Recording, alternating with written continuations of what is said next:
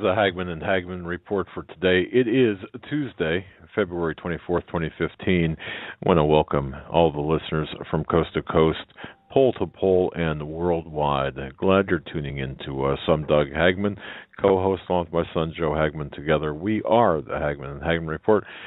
We've got such a great program. I think tonight, second hour, Mr. Stan Deyo from StanDeyo.com. As usual, Tuesdays with Stan. Not Sundays with Maury. What was that? Tuesdays with Maury, I think it was. No, it's Tuesdays with Stan. Whatever the name of the book was. Anyway, we like to say, you're listening to the only show where the news is presented to you in 3D. We look well beyond the headlines, the bylines, a fog of disinformation to bring you the news behind the news. And Joe's been working away. I got to say, I'm really proud of my son. He came in today and put his nose straight down to the grindstone.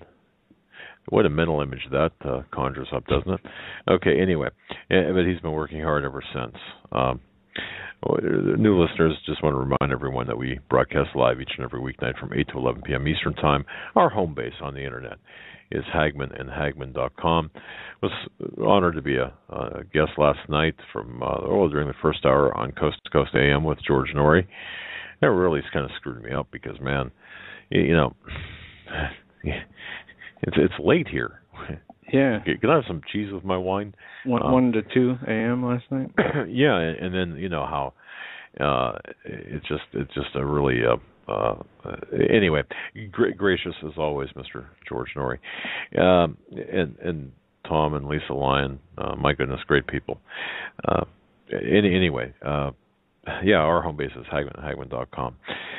Thank you all for joining us tonight. Thank you for your belief and trust in us as we walk through this minefield of current events together. It's really is a minefield out there. There's so much news Joe's going to get into. Before we do, I want to just a couple of housekeeping announcements or housekeeping things. First, let me tell you this. Portions of tonight's broadcast, folks, brought to you, and we're proud, very proud to say this. Have you tried a Casper mattress?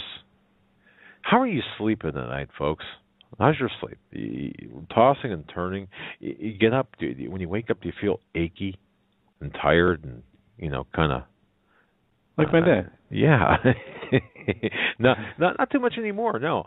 When I do sleep in our Casper mattress, and I do have one, I actually feel really, really good. It's a combination of memory foam.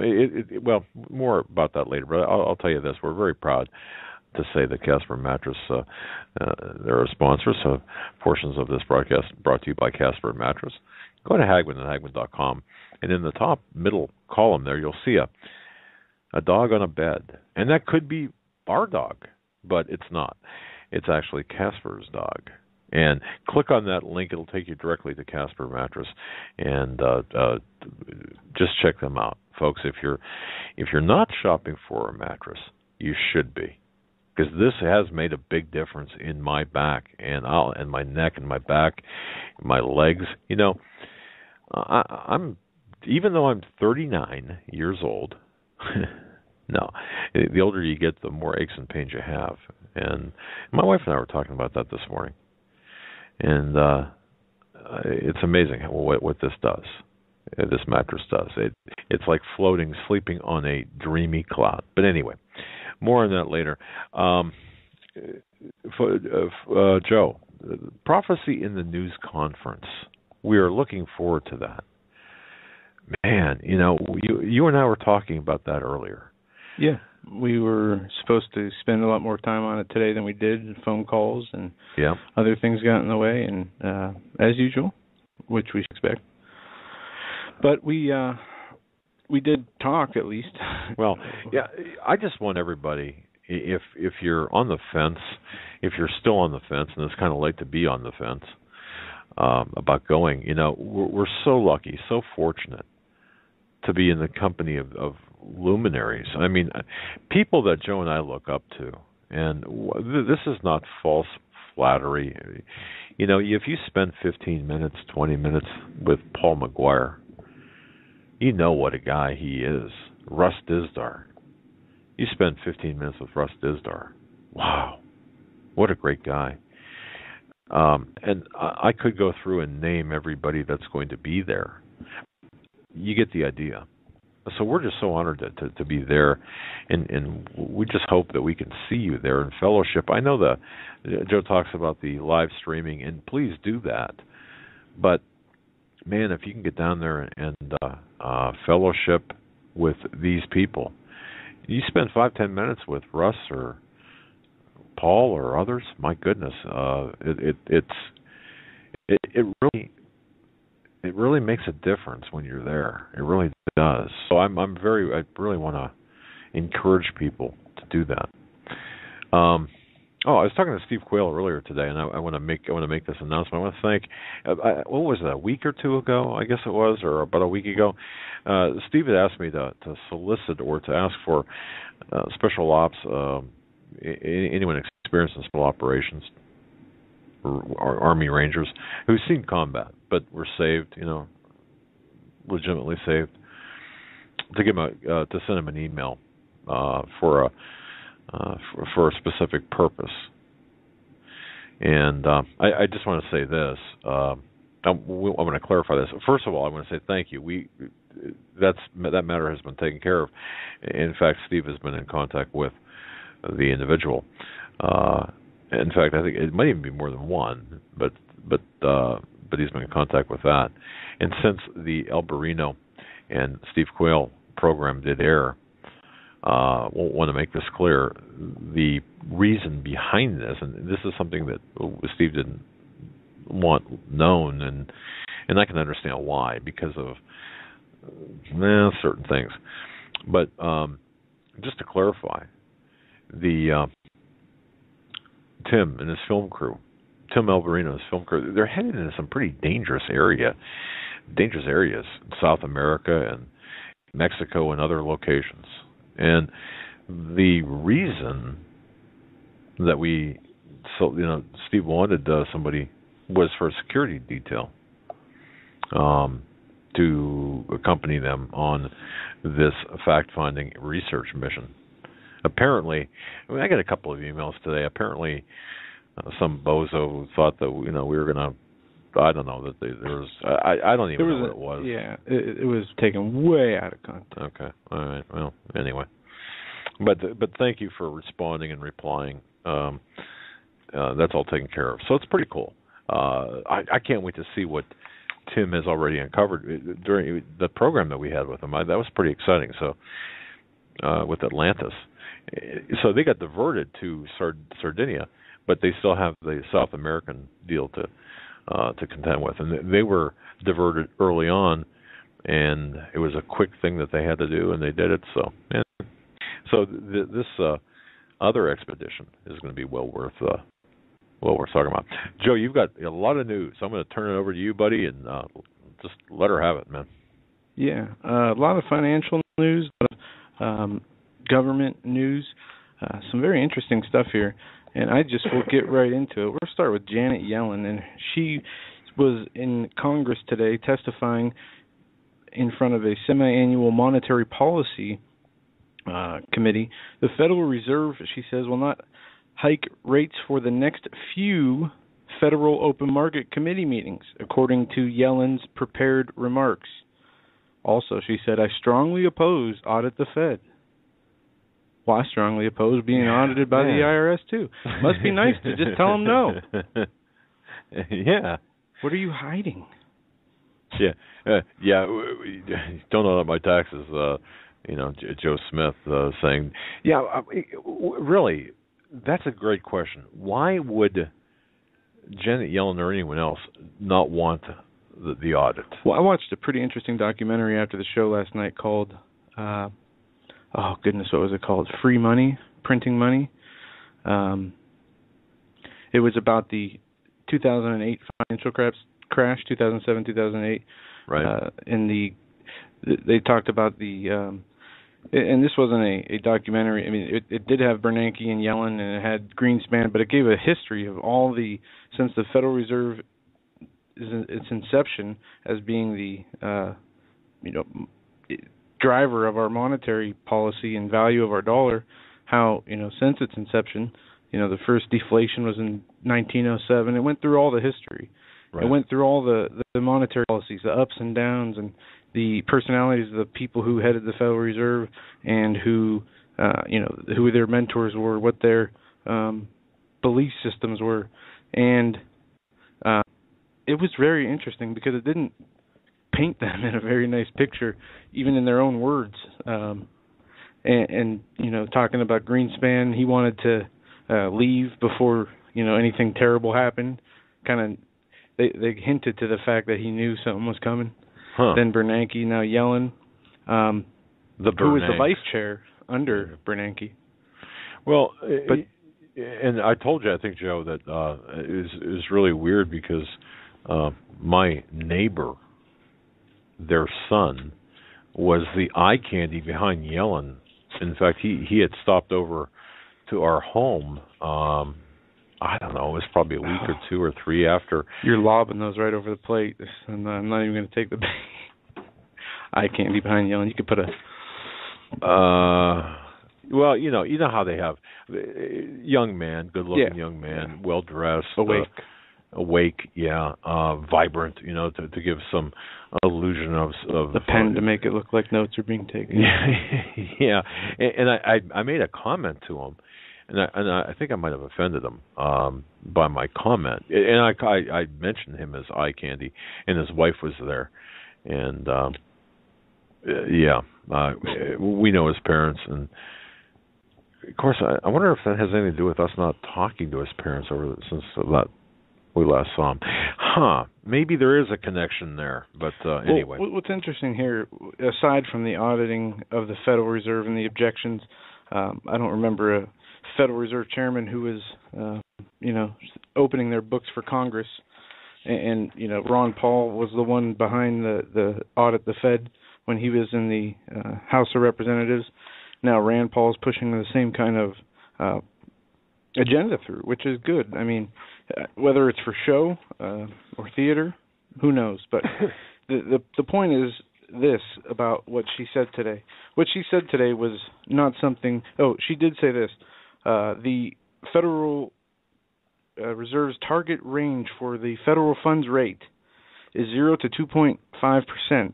While weighing when to increase rates, the Fed assesses progress towards two objectives: fostering maximum employment and reaching a 2% target inflation rate. No. This is nothing to do with Janet Yellen or her policies. I have a document right here. Okay. And even the IMF and the World Bank publications from last August, that I believe last time we were in Alex Jones we talked about, all right, had the same numbers inside them.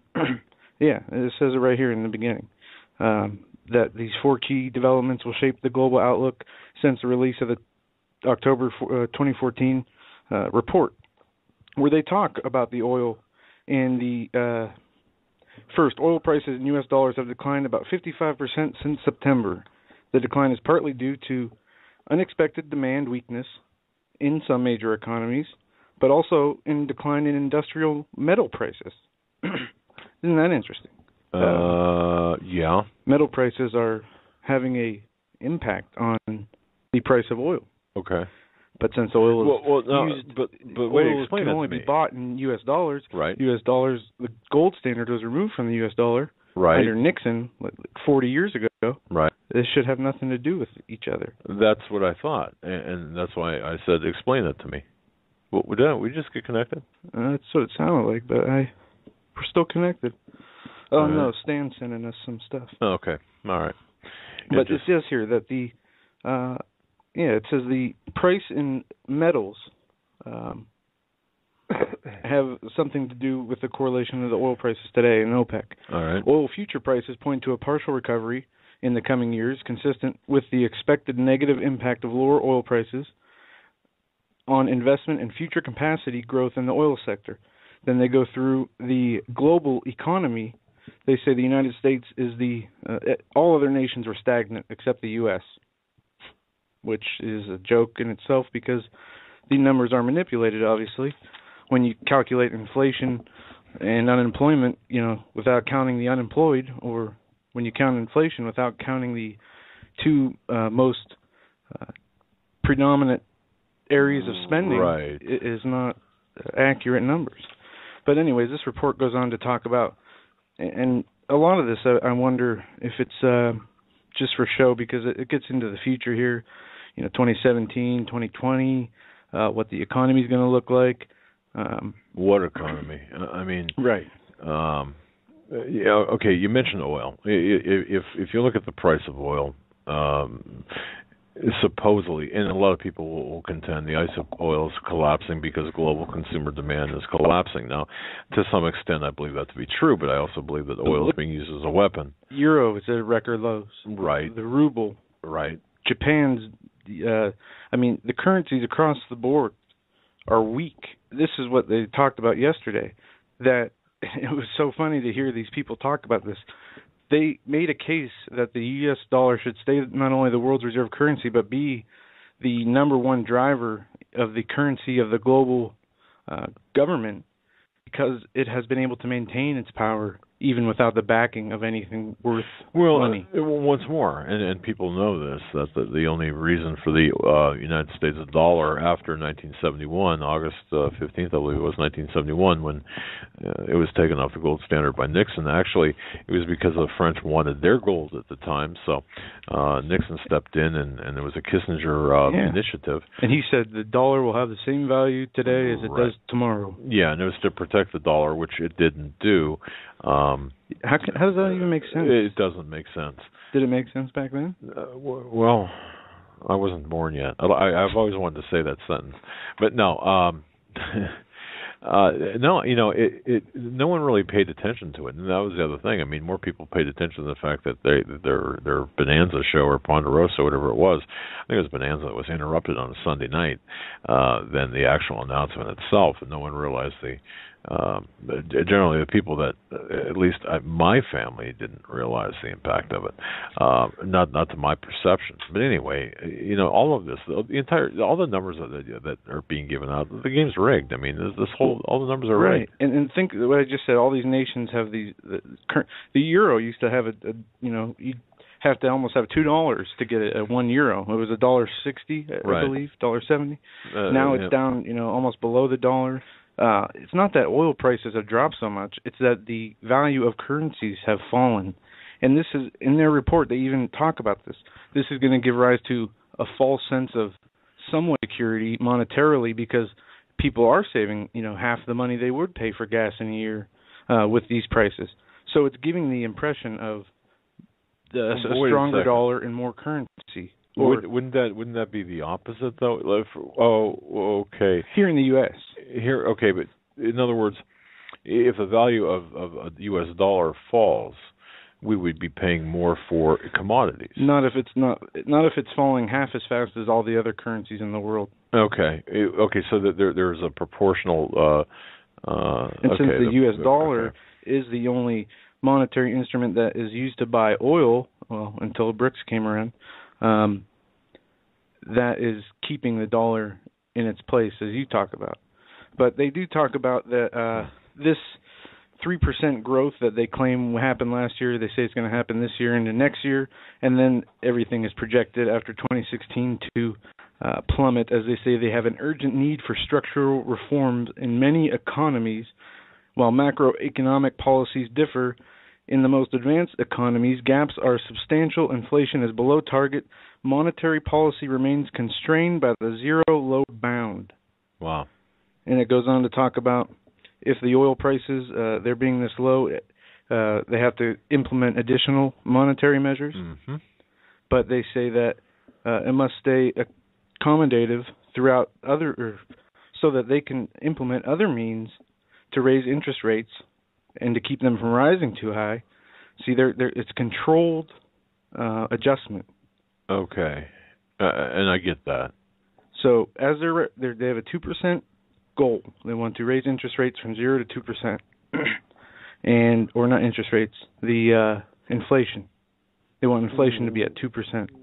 That's their target inflationary number. Okay. By 2016. All right. So. But okay. when we talk about inflation, at least folks, I don't know about you, but around the dinner table we talk about inflation. Well, inflation. I never thought inflation was managed. Yeah, I never. In other words, that's the whole purpose of the Fed.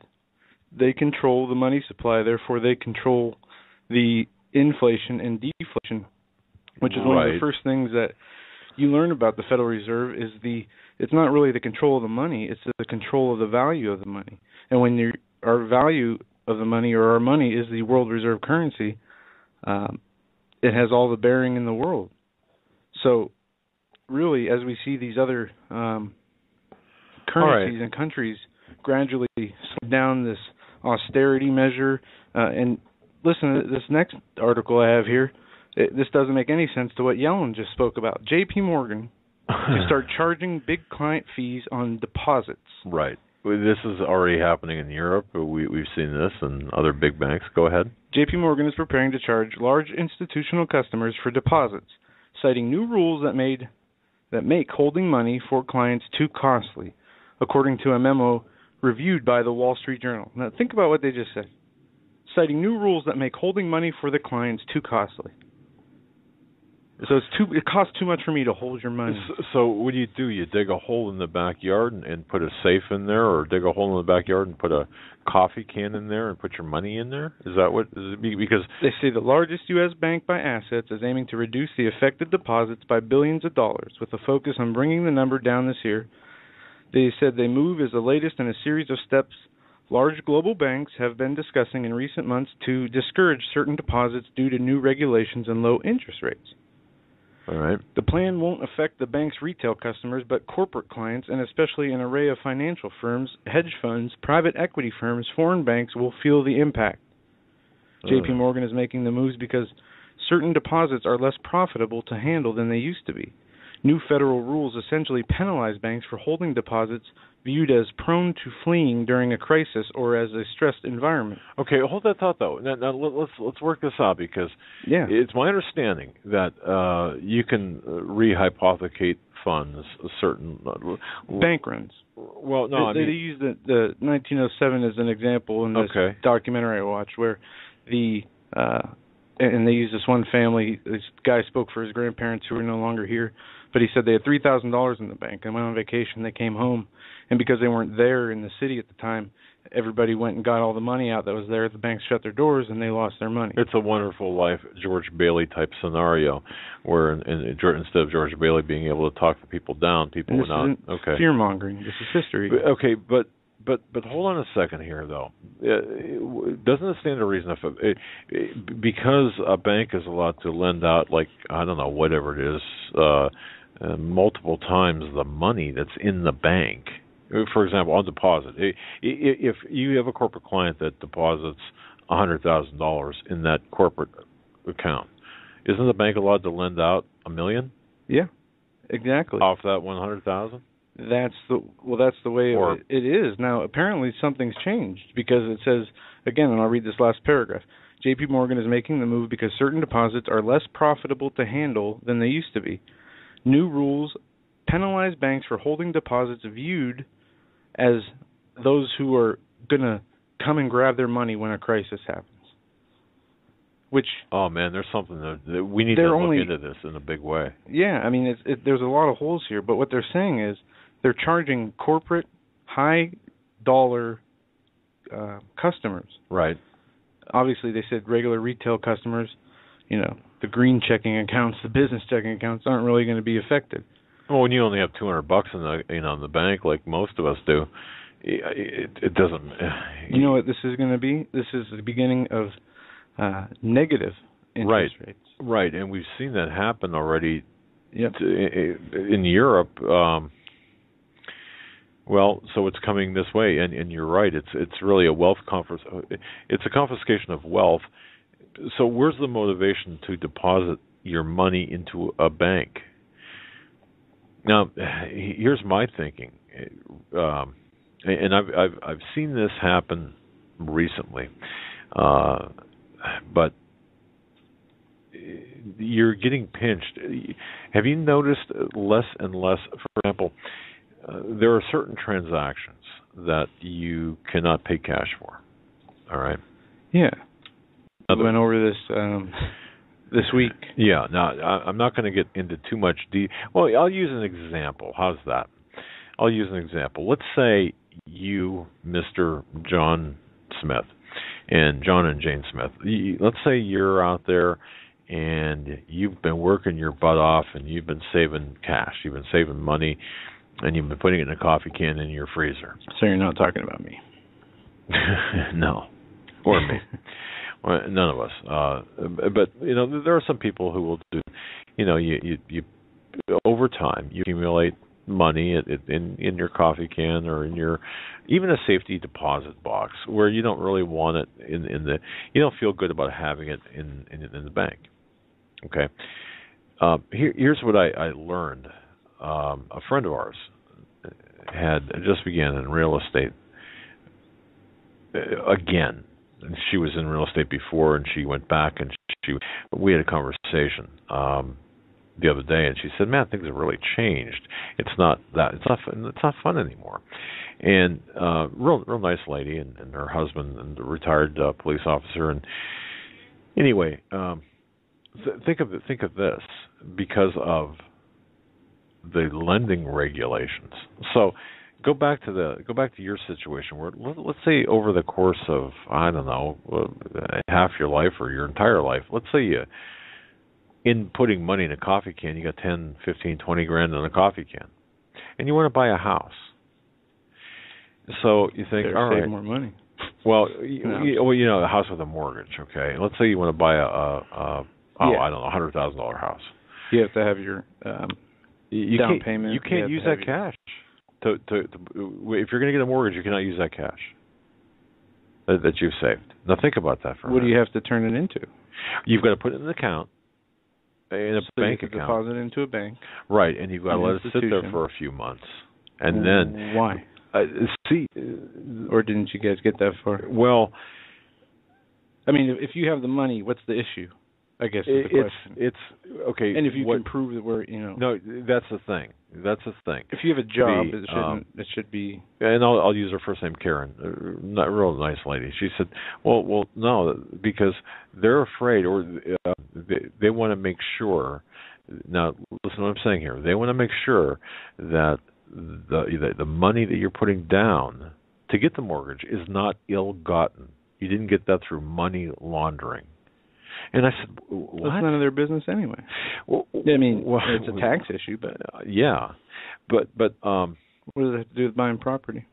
That's banks launder drug money every month. Well, of course, but we're not of that class or that caliber, or the average person. I would say more accurately, as well as us. But I mean, we were talking about somebody who saved, right? And our I mean, how many old people do you know who still don't trust banks? And of course, you've got that. So interesting to hear that in a real life practical situation. So if you're going to get a mortgage and you got a whole, coffee can or safety deposit box full of cash.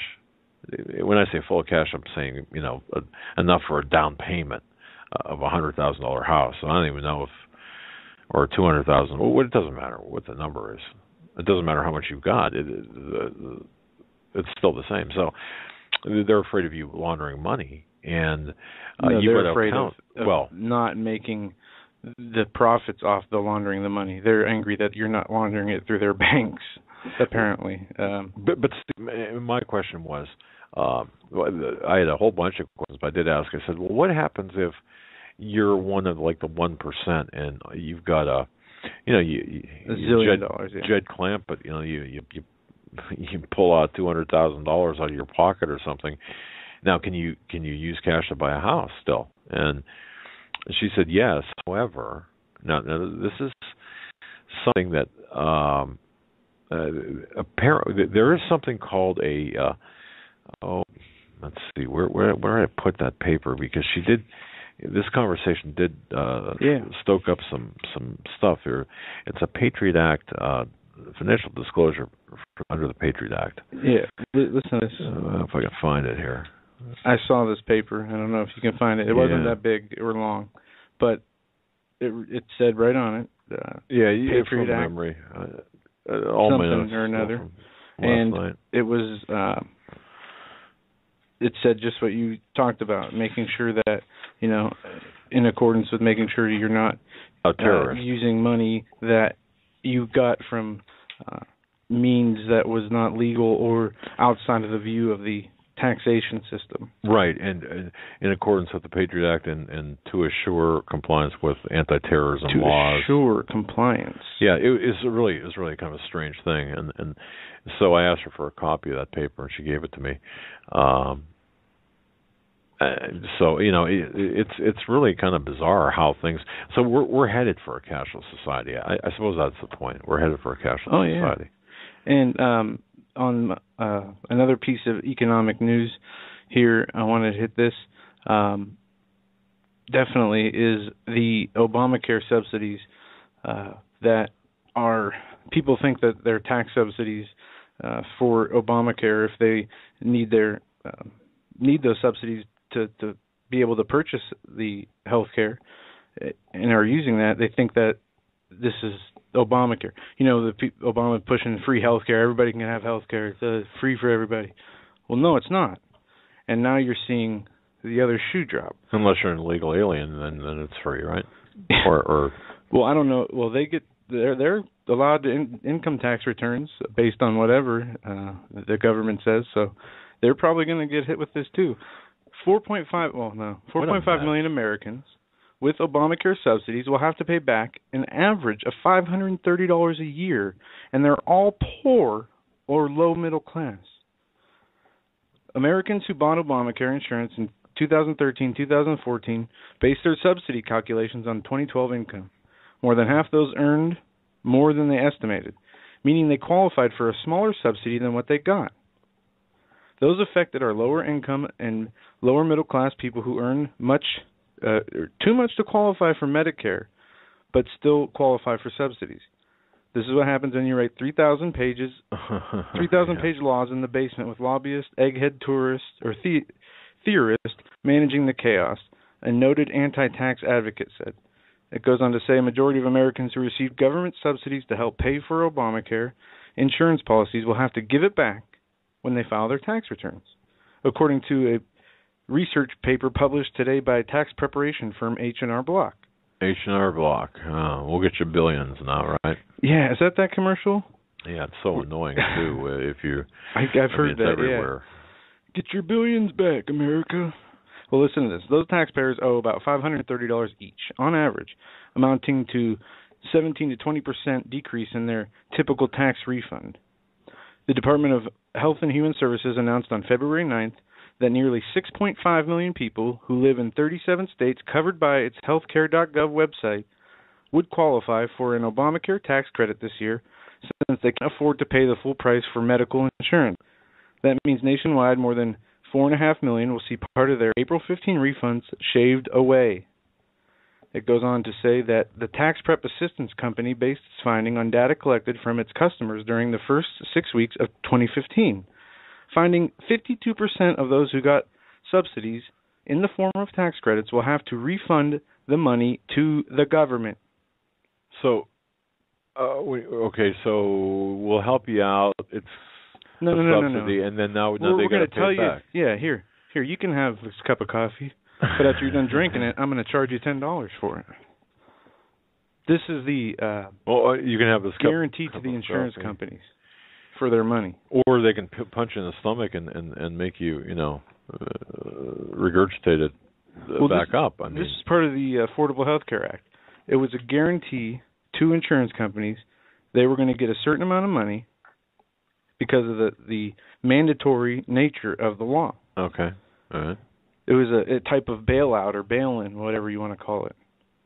So it goes on to say when Americans first used the troubled healthcare.gov website to enroll in coverage at the end of 2013, Health and Human Services used their 2012 income to see how much subsidy they would receive. Right. Many people earned more in 2013 and more in 2014 based on their 2012 incomes, they say. The income underreporting has led to a majority of marketplace enrolled taxpayers paying back a portion of the tax credit. The average tax refund for taxpayers is about $3,100, but it was reduced by $530 to tax credit reconciliation process. Norquist Group said that people affected by the unexpected tax day hits to their wallets are low income earners. Higher income taxpayers receive no tax subsidy and aren't facing this tax season surprise. Families earning less than $97,000 are eligible for a credit. Wait a minute. Low income, low middle class. So wait, you're eligible for a credit if you receive under, we'll say, $100,000. $97,000, or a single mother with two children earning less than $80,000. Okay. Or an unmarried childless taxpayer earning less than $12,000. So that's a huge gap. Yeah. So, anyways, it goes on to say the IRS, which administers the Obama tax credit program and collects the taxes on behalf of the U.S. Treasury, is already dealing with a shortage of staff and budget cuts. So the IRS is the enforcement branch of the Obamacare. Well, of course. And we've said that all along, and other alternative media sources have said that all along. It took a while for the mainstream media to even acknowledge that, but bottom line, it's so now you've got the IRS. And did something like this happen in Germany right before the takeover? I mean, during Hitler's time? It did, with respect to nationalization of their healthcare system. So they're saying over 52% of taxpayers are paying about $500. People who don't have insurance are paying $500 what, a month, $530 out of their tax return. Oh, out of their tax return that back to the government. Told, right. They were never told that they were going to have to pay back the subsidy, which we talked about this before. Yes, we did. And it is very clear in the law that it's not free. And anybody who gets it for free, you're going to owe. I mean, your taxes aren't even going to be able to cover it when it gets to a certain point. If we get to that point, not only is it not free, it's not less expensive than it was before. So it's more expensive. Now we are seeing this year, we're seeing people, being penalized for this. It was a free market system of healthcare before, supply and demand. Now it's a mandatory system where the insurance companies are paying out money, but they're also guaranteed a certain amount of money back. Well, my question is, how many of our listeners are affected by this? This, to me, is one of the most important. Or the fee. Well, right, either one. $200 fee, $172. It says the average tax penalty for not having insurance. Right. And even that doubled from what they said it was going to be at first, which was $95. So they say an average rate hike of 17% taken out of your tax credit or your tax refund, which is equal to $530 based on a $3,100 return. Okay. H&R Block expects that most filers, and they say income underreporting obviously is an issue, but the majority of people who file their tax returns in H&R Block, 52%, have been hit with this. Folks, don't ever underreport your income. Do not mess with your income. I mean, you report every, and let me caution you. Report it all, but write it all off. Well, if I'll just say this: if you're going to voluntarily comply with the tax law, then you better do it right. You better report all your income, because if they find that you're withholding income from reporting, then that's a felony. Well, I'll tell you or not a felony, but they could throw you in jail for that. When I worked a construction job back in right out of high school, I got paid as a subcontractor, even though I worked for my boss. You were a captive employee. Took advantage of me. I didn't understand what was going on. So at the end of the year, I got a 1099 as a self-employed person. I wasn't self-employed. I was working for the same person every day for 2.5 years. So I ended up owing the IRS like $900 after the first year. Oh, sure. And I couldn't catch up from that. I remember my grandmother had helped me with that after she owned 2 properties, and she sold one of them, and she helped me pay off that bill because it kept going higher. You know, one year it was $700, and I didn't pay it. The next 6 months it was $900. That's right. So we look as listeners to this program. If you're a United States resident or you're paying taxes, you're in that voluntary compliance, and please watch what is taking place here. And I think that people will begin to become very angry. And the anger we spoke of against the people in power, it's brewing here. And I think that's not unexpected. Also, Hovind, I've gotten so many emails about, and we've mentioned him before. We're reaching out to get some people to do some things, not only for him, but also to talk about more in detail about Kent Hovind. So, folks, please, we're doing everything we can to help as many as we can, including Mr. Hovind, and because that's in the same context of the tax situation. So, anyway. All right. So we have all this going on, and this headline I saw from Judge earlier too. Home ownership hits 20-year low. Home ownership rate hits 20-year low.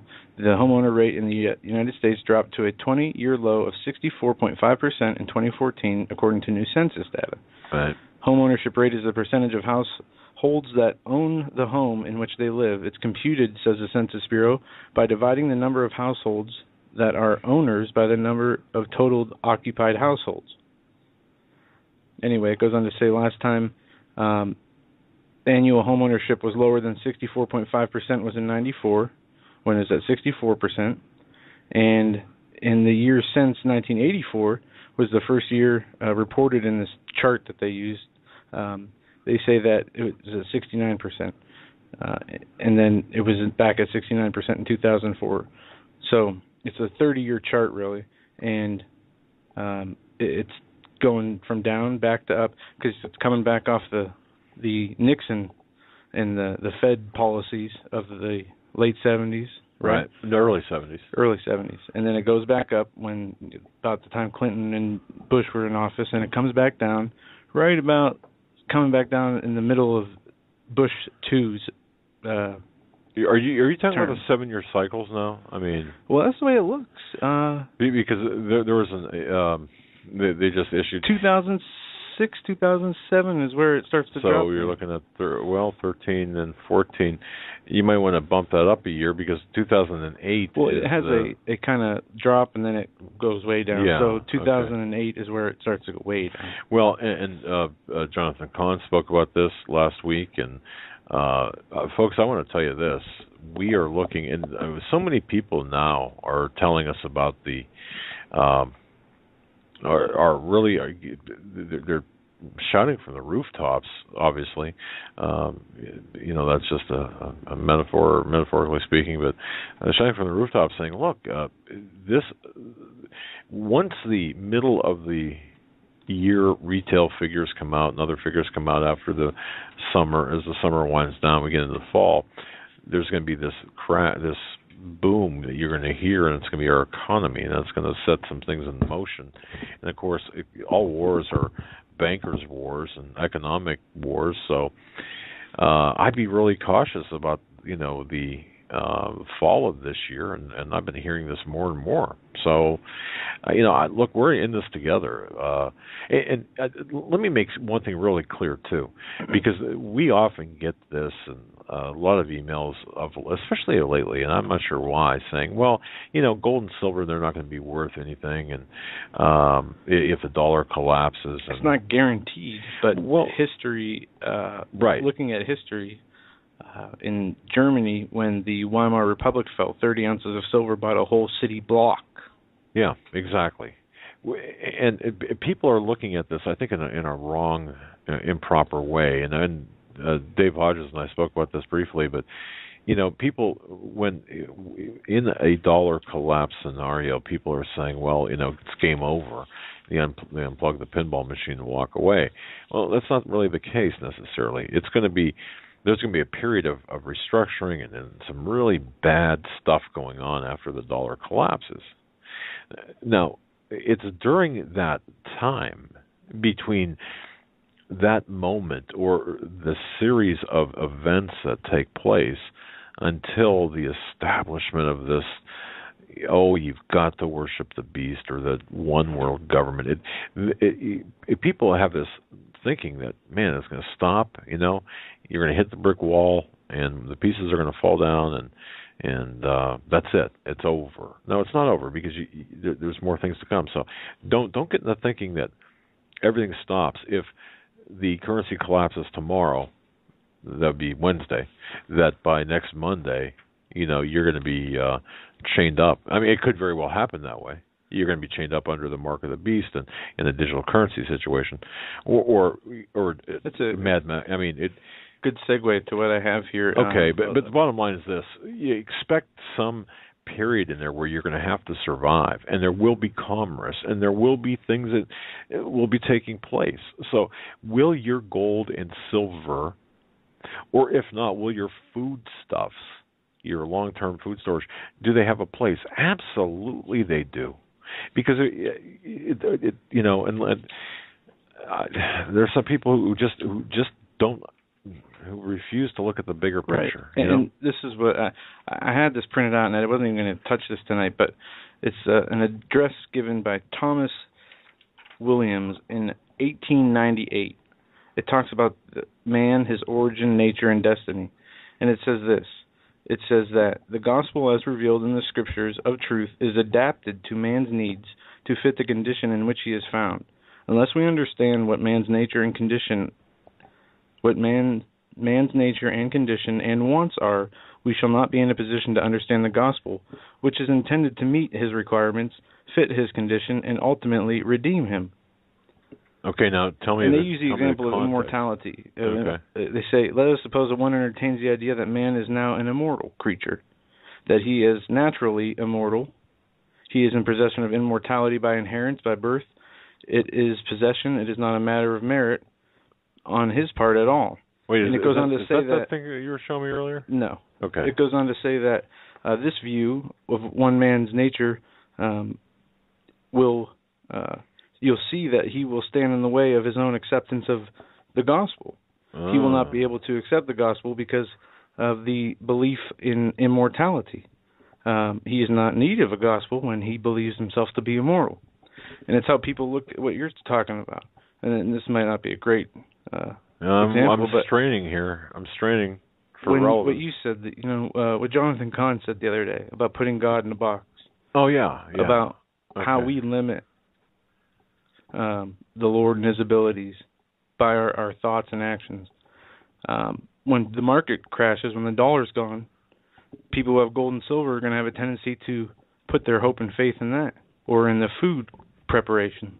Well, and that, but that's not wrong.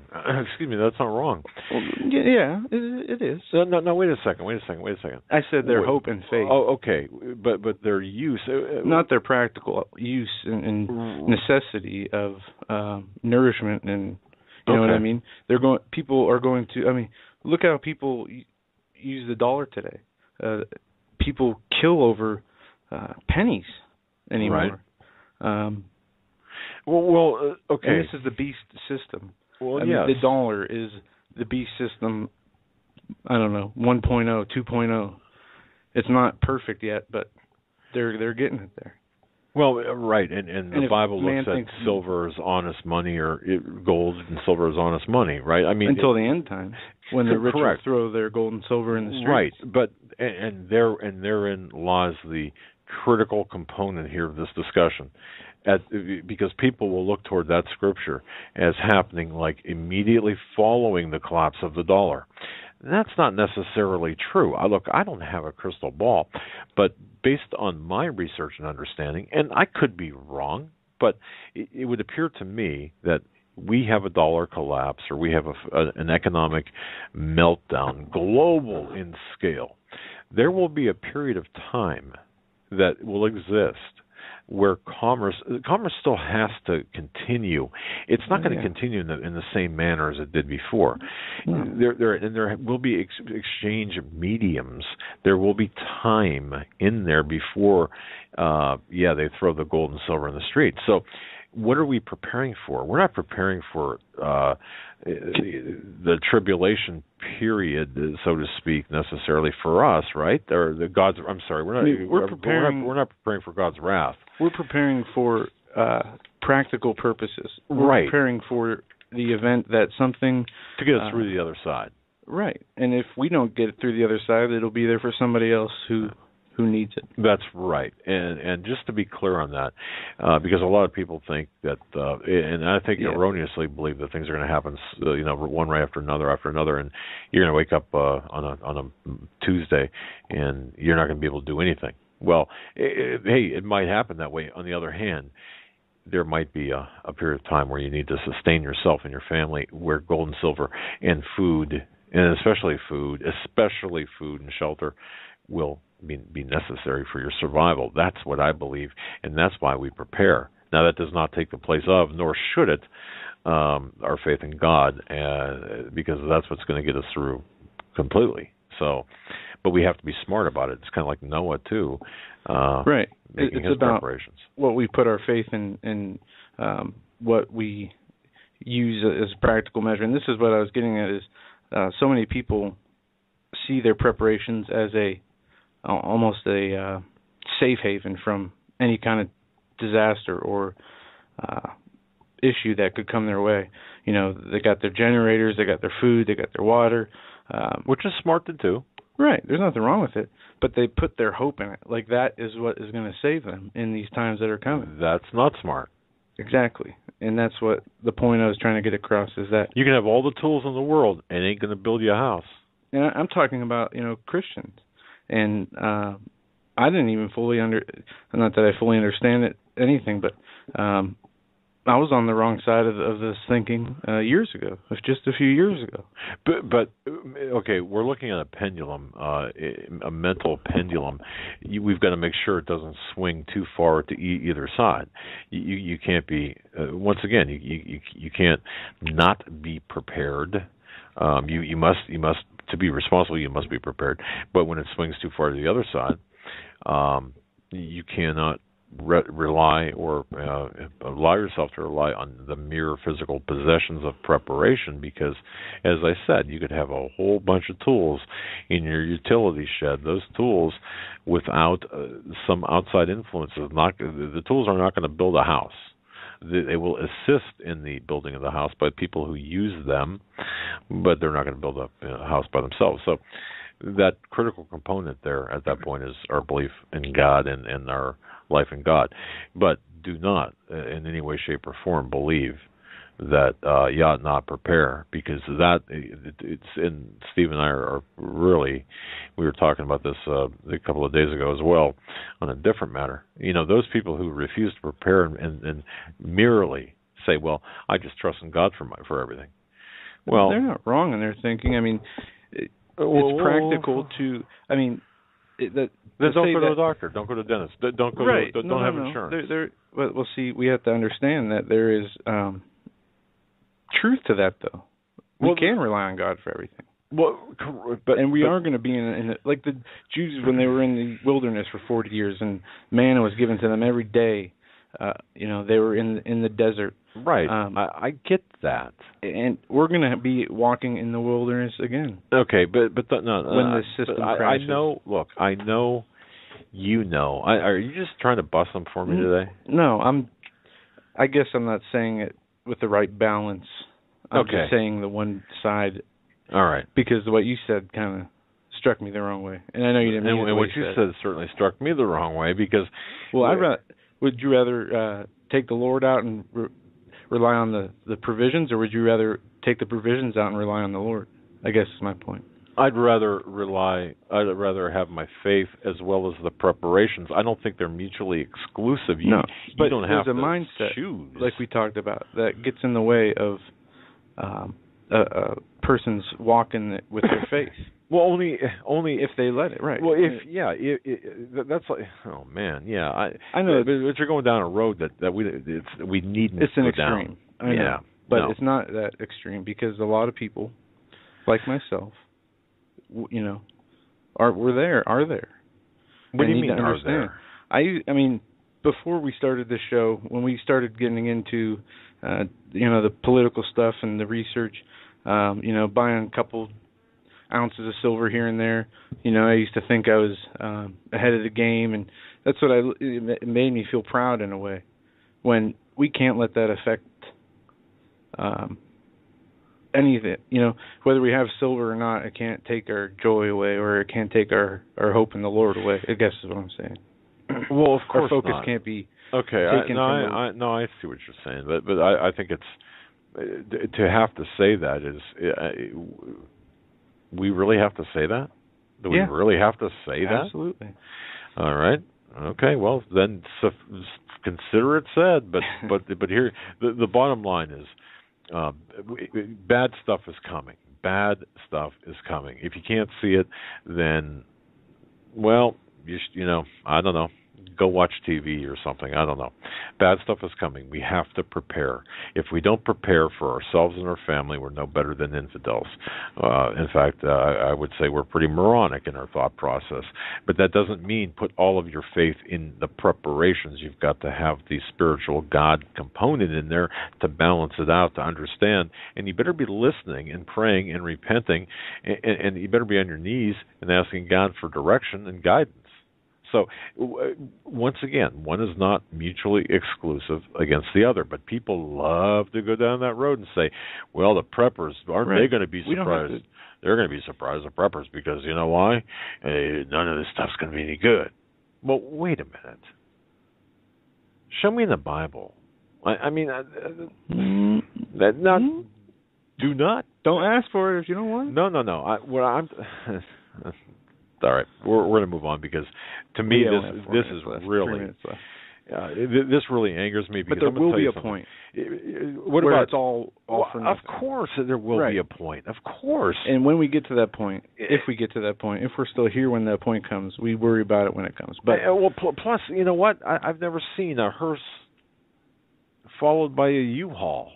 Okay. The only thing I'm saying is, if you're putting more stock into your gold and silver and food and preparations than you are in the Lord. I know, but like you said, it does have to be said. If it has to be said, then I guess I don't know. But look, we prepare because it's a responsible thing to do. And if you've got health insurance because you think you need it, or if you've got homeowners insurance, or if you've got car insurance, or if you go to visit a doctor and get physicals, or if you go to the dentist. Well, it's a law now. It's all car insurance, homeowners insurance. Not the dentist or the doctor. Okay, let me tell you something. If that's what you're doing, and you're saying, "Well, I'm just going to trust in God," then to me, you're a flippant hypocrite, and you need your head examined because you're double-minded and you got something wrong with you upstairs in your mental thinking. That's what I think. And folks, my dad has a migraine today. I do. So I apologize for making it harder than it was, but and it's worse now. All right. We're going to hit one more headline here. I don't know how many people saw this. Bill Gates made a couple statements not too long ago, just the other day. Says that life would be much easier with a world government, and goes on to say that in a recent interview with a German publication. I can't even pronounce it. Not only did Gates advocate global government, but he spoke favorably of the UN and NATO, completely overlooking that they are a major force in the oppression of the world. It goes on to say, during the last month interview, Gates said, "Take the UN. It has been created especially for the security in the world. We are ready for war because we have taken every precaution. We have NATO. We have our divisions, jeeps, trained people. But what's with the epidemics? How many doctors do we have? As much planes, tents. If there was a such thing as a world government, we would be prepared." Right. It goes on to say that that's global speak. Right. This was a conspiracy theory. This subject matter was considered a conspiracy theory just years ago, but now one of the richest people in the world is openly suggesting it's a good idea. Absolutely. Let's do it. Hey, we'll all sing Kumbaya. Wait a minute. That's a wrong. Never mind. That's a wrong way to do it. And if that wasn't enough, Joe Scarborough the other day said Christianity and Christians who obey Christianity in the Bible, there's a dead intern in my office, Scarborough, are violent like radical Islam. Joe Scarborough, MSNBC's Morning Joe, said that Christians, and they go on to say liberals here, he believes that those who fundamentally obey the Bible are dangerous, if not as more dangerous as the ISIS people. A very crude way to put it, he says, this would be an ultra-fundamentalist Christian who believes every single word of the Bible has to be interpreted in the exact ways which could also lead to some violence. You know something? I got to tell you this, okay? And I know you got this Scarborough. What? Coast to Coast last night. Yeah, I don't know if I think it was halfway, or we took calls. It was the second half hour, and we took calls, and somebody called in, and I wasn't quite sure. I mean, it was really a strained question. It was more of a statement than a question, but in the end, it was this caller was indicting Christianity and saying, "Well, this is as bad as Islam." Well, wait a second, okay? Don't give me that, because if you look at the guidance from the Quran, from Surah 517 through all the surahs. If you look at 1,400 years of behavioral examples, if you look at Muhammad's life and emulate him as the symbol of Islam as opposed to Jesus Christ, the symbol of Christianity, how in the hell can Joe Scarborough ever say something as stupid as that? Man, is that? Are you really? Obviously never read the Bible or never paid it. I mean, somebody who is not of a faith, especially a Christian faith. That's the only thing I can understand is him saying that. I mean, that's the only way I can perceive if somebody explaining it. I got to tell you, I'm going to do an article as soon as I get a chance here on this, because this is the most ludicrous, bizarre thing I've ever. I mean, this is now in vogue. Doing this is in vogue, folks, by the mainstream media. It's in vogue. Let's indict Christianity as one of the worst, or as equal on par with the violence of Islam, because you know why. Ladies and gentlemen, hour number 2 of this Tuesday edition of the Hagmann Hagmann Report. We have Stan with us. Real quick before we bring him on, I want to ask everybody in the audience to pray for especially those in the interactive chat, a fellow chatter and longtime listener, Arizona Debbie F. Needs some prayers, and keep her in your prayers. She's going through some issues with family and landlords and unpleasant situations. Man. And I talked to her today briefly. She was in good spirits, but has a lot of issues going on outside of her control. So please keep her in your prayers. With that, Stan, are you with us? Can you hear us? I am indeed. Just sitting here being quiet. I got to say, I almost laughed out loud on the radio when I saw your the picture you sent us. The I thought a bit of humor might be in order.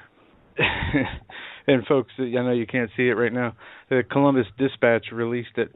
It's a cartoon of an ISIS member holding a golf club and saying that this is the only beheading Obama would care about. Yeah, it's pretty funny. Yeah, it seems that way anyway. Stan, it's great to hear you. Hope you had a great week. What's on your radar right now, man? What's going on? There's so much going on. What's on your radar? Well, gosh, a lot of things. I suppose first thing we might hit is earthquake situation on the planet. A lot of people have been observing the same thing, that we're seeing a lot of significant earthquakes, Richter 4.5 or better, along the rift or the plate tectonic border between Europe and North and South America. It's the Atlantic Ridge. And most of the activity at the moment, in the last week, has been between South America and the west side of Africa. Now, we've been seeing before that, in the 2 or 3 weeks preceding that, earthquake activity increasing all the way up, even beyond Iceland and toward the poles. We don't normally see this much activity along the Mid-Atlantic Ridge in such a short space of time. In fact, at the bottom of the Mid-Atlantic Ridge, it junctions into a plate tectonic border that goes around the South Pole, and there's a lot of activity in the last 3 or 4 weeks just off the southern tip of Argentina or South America, say, where it joins the plate tectonic border, just very close to the Mid-Atlantic one. This tells me that there's some significant changes occurring in the pressures and the pressure releases, obviously, on the Mid-Atlantic Ridge, which forms borders with the tectonic plates of Europe and Africa and, of course, North and South America as well. over in the area just north of New Zealand, in the Fiji region, there's been a huge number of earthquakes up in that area. It's a very fat-looking map if you look on our website there. It shows images at the first one. And then again, you look at Chile and Peru and Central America. They've had significant ones in the last 30 days as well. Now, turning more locally into the U.S. situation, the second image on our show images page, which is the earthquakes over the last week, we see that there have been 3 small quakes in the middle of the hazard zone for the New Madrid fault line, which USGS specifies. You can see the red and yellow area there. And that's just up in the top left-hand corner of the state of Tennessee, just north of Memphis. Fracking still going on, seeing that just above a major like hazard warning USGS posted. Of course, all the fracking is right on the top edge of that, which you got to wonder about, but still that's the way it is. And other than that, we're seeing a lot of small quakes, as we normally do, around the Rockies and leading up through the mountain range that goes to the west of Yellowstone Park. Now, those things are just earthquake activities, and I was reading some articles here today in Russia where they're investigating the increasing number of sinkholes in Siberia and trying to figure out what's causing it. One of the things that they're finding out is that the methane is being released from the methane hydrates in the permafrost and bubbling up to the top. And then I played a video from a team that's been investigating there, a father and son team, and they would shove a metal spike, about 8 foot long, down through the ice where there was a little circular patch of ice that was partially melted. They shoved the rod down there, and the old guy did it, and his son lit the gas coming through, and it just made like a 10-foot long gas flame, whoosh, like that, straight up in the air. And so they did it to another hole like that, whoosh. And it's methane gas that's just so close to the surface, you just break the ice a little bit, whoosh, and you got fire. And they're reasonably concerned about this, understandably, because in the area where they're working, there's 400,000 acres of this permafrost, with the bubbling methane gas underneath it. And, we can't go on much longer with this happening without seeing a major flame erupt over that area. And it'll blow out pretty quick, but it'll cause fires in the trees and vegetation that are over the top of these sinkholes that are really gas bubbles that are coming to the surface. You got to wonder how many other places, maybe in Alaska or in northern Canada, somewhere where we're seeing permafrost melt, that this will happen. We've also got the same problem underneath the seabed. As the seas gently warm up, we're going to see methane hydrates release large amounts of gas that will suddenly have so much buoyancy that they'll break through the overburden under the ocean, on the ocean floor. And, a big bubble of burning methane gas will come to the surface. Well, I say burning, it'll come to the surface. If nothing ignites, it'll just add to the greenhouse gas effect. But that is, to me, another serious side effect of the expansion of the planet, in my opinion, based on the expanding Earth theory that I do support. And I agree with you. I got to tell you, Stan, the expanding Earth, as it was explained to me, by you very nicely, and very painstakingly, but by others, I can see where sinkholes will be caused by this and other factors in which you're mentioning. And at what point do we reach critical mass? I don't know if that's the right term, but with the expansion, is there no when will it stop? Well, yeah. Is there such a thing as reaching critical expansion? I guess the tipping point, critical mass. Yeah, but it's going to be a ways off. When you say tipping point, is it tipping point for methane hydrate release, or is it tipping point for the expansion finally slowing down? For the slowing down the expansion, I don't know how long it's going to take, but in the long term, planets and stars expand until they break apart. as they slow down and age, the expansion occurs in not only the Earth, but Mars and moons and our moon and moons of Saturn and Jupiter. Everywhere we can see, as things age, they slow down and expand, like galaxies do that even. Okay. And atoms do. Atoms only live a millionth of a second or so until they expand and pop. So, it is an important issue. In fact, I've been looking at something, I talked about this in the Garden of Eden DVD that I did about the expanding Earth being a major part of finding the Garden of Eden. I collapsed the Earth back down to 25% of what it was now to see where the continents all fit together into one landmass. And I thought, from what I was looking at, that with the Earth increasing its spin rate to conserve momentum, that, okay, it did do that, and days would be 19 hours long instead of 24 hours at that time. And I thought, okay, well, gravity would be less because of the centrifugal force. But that's not the case. When I got further into my studies, the centrifugal force, is not strong enough to really counteract or reduce gravity significantly. In fact, I'm still kicking this around here and in fact, a lot of today was researching this. Dinosaurs have big, thick legs and, heavy bodies and bone structure. But, geologists, archaeologists say, well, their bone structure is not sufficient to support, 80 tons worth of dinosaur, with current gravity and everything. There's something wrong there. Their bones just couldn't take the stress. And so I thought, well, okay, if gravity had reduced, that would explain it. But that's not it. I think gravity, if anything, increased by about, that's not true either. Weight of things increased when the Earth was smaller. Now, weight is different than mass, and weight is determined by the cross-sectional area of a mass and gravity tugging on it.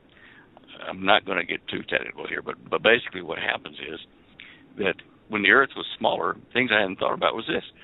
As it was crunched smaller, the atmosphere was thicker, and it was more soupy-like, and birds, like the flying dinosaurs, the pterodactyls and stuff, they could manipulate the air a lot easier because it wasn't so thin. They didn't have to flap so hard.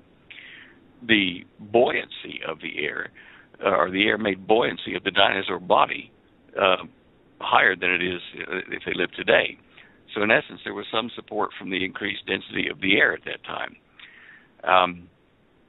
Dinosaur footprints, we've been looking at those. They're only about, maybe 2 inches deep for these big ones and stuff that they've got preserved in mud and stone that petrified, fossilized. And they say, well, because of this, the dinosaur couldn't have been that heavy. But if you look at the Earth being compressed down 25 to 75% what it is now, it would have made the dirt and the mud and various other things more dense and packed together harder, so that a heavier dinosaur wouldn't have made as deep a track then as it would now. So I'm kicking these things around. People out there listening in your audience, if they've got thoughts on this, I'd appreciate it. But I'm trying to see how, if gravity was the same back then as it is now, how that could be, because although the gravitational constant of the planet Earth, it's based on the mass of the Earth, and mass hasn't changed that much, just the shape of it, the size of it. So if we compress the mass of the Earth down, gravity doesn't change, but the weight of things changes because of the influence of gravity on that smaller concentration or more compact matter. Anyway, I guess that's getting technical. I shouldn't do that. But it's been bugging the heck out of me trying to bring the fossil record and the biological analysis of the bone structures of dinosaurs with the smaller Earth theory and get everything working together. Still not positive on it, but I'm thinking I'm going to have to say that gravity was stronger, or weight was stronger at that time. Anyway, that was just a side issue on the expanding Earth thing. We're still learning a lot about that, so I hope people understand that and look at it as a running hypothesis at the moment. Understood. Solar activity. Okay. Sorry, go on.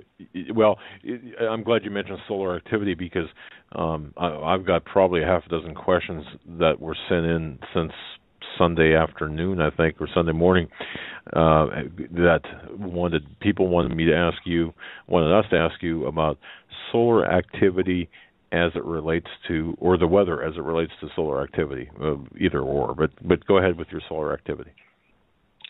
Well, the solar activity, depending upon whether it hits us direct, like a coronal mass ejection, or a high-speed solar wind from coronal mass ejections or flares, depending upon what comes our way, it can dump electricity.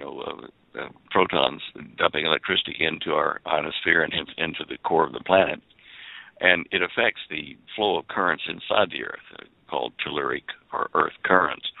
These, we've found in recent years in the scientific community, that those currents actually link to active thunderstorms and will affect the direction that they move from the charge circulating underneath the surface of the Earth.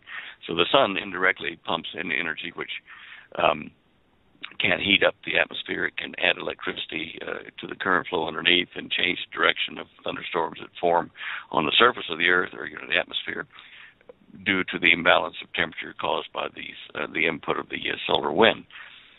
I think we're going to see more of that as we progress through this 24 sunspot cycle. Even though the sunspots aren't there in the numbers that you would think would be unusual, the coronal holes, the area of the coronal holes underneath the sunspot layer, are increasing and have been for some time, several years. Today, and back to the 21st, which is the last 4 days, I've been monitoring flares and ejecta off of the sun, and it's impressive. It's really impressive. If you go to the show images page on my website, you've got that link there. Second row down, I've got I've got two movies of the same time period of the sun the last 3-4 days, plus one that just occurred a few hours ago off the sun, on the back side of the sun, but it was so massive and spread out so far that chunks of it fell back on the side of the sun facing us. Now, this is interesting stuff. I mean, we're seeing the sun bubble like, rapid boil for water when you're going to boil eggs or something. This is really bubbling. And if you look at those things and just click and download those movies, you see what I'm talking about. Horrific blowout on the south. Well, what would it be? The southwestern, the way they count it. But if you're looking at the pictures, it's on the lower right-hand side of the sun. Tremendous ejecta in the last 2-3 days. And I put those animations up there from from SOHO, to show people what they've recorded. And this is not terribly unusual. We've been seeing it throughout January and February this year. And then the third animation is taken from SOHO as well, showing that flare on the back side and how it arced up and fell back to the front of the front edge of the sun, so we can see pieces of it hitting the surface of the sun. These things are, indicative of the sun being very active, perhaps changing its nuclear chemistry. It's, the way it makes, helium from hydrogen, fusion. Like I said before, when things age, they expand a bit. Now, our sun, the next stage of evolution for it, or aging, is that it will expand its diameter and become a red giant over fairly long time. But we might be seeing the beginning of the stages of that, because I don't know how long it takes a star to, the main sequence star like we are around, how long it takes that once it decides to start expanding, whether it's 10 years, 100 years, 1,000 years, 1,000,000 years, or 100 million years by the current dating system. But whatever it is, we may be seeing the beginnings of that now, and this may be why we have some very unusual things happen during the tribulation spoken of by John in the book of Revelation, where he says that a cloud will envelop the sun, and then it'll put out, more light. Not, of course, not without as much heat. But I have been digging into that during this week and finding that when they analyze a star going from current size to red giant, that it can put out maybe like 50 times the light that it normally does, but with a corresponding diminish in the heat output. In other words, it's putting out energy and light that doesn't cause you to heat up or to burn, not so much so. So that when you look at the biblical prophecy in Revelation about the light of the moon being as the light of day, 7 times brighter, and the sun being encompassed by this cloud, which filters the light and makes the moon look red. And when you see about the oceans and the fish and everything heating up and dying and the green trees burning, that's not 7 times the heat. It's 7 times the light in different frequencies, but not the heat. So these are all things that I think we should keep an eye on, because they definitely affect climate and weather on the Earth. I mean, drastically. Wow. Very interesting. Back to the earthquake, Stan. I see it a lot more. I think I asked you this a while back. I was seeing a pattern here. There was so many earthquakes, and I still see it at 10.0 kilometer depth. And it seems like these are still becoming more frequent. Would there be any scientific information you're aware of that would... why 10 kilometers? Yeah. I mean, it's like a half a quake I look at. So many of the earthquakes that I see on the USGS are at a depth of 10.0 kilometers, and they're all around the world. They're in no specific region. I mean, they're everywhere, from the Mid-Atlantic to, Pacific to even places in Chile. I mean, all around the world. 10.0 kilometer depth. It seems to be a constant common number. Reoccurring, yeah. Yeah, it seems like a common number, and we have to ask ourselves, is this kind of like a fallback number for something, or is this something different? It's a rounding that they do at USGS, and because of the problem to determine a reliable depth for earthquakes, just depending upon the amount of junk between where it occurs and the sensors, they used to do it at 33 kilometers, and now they do it at 10.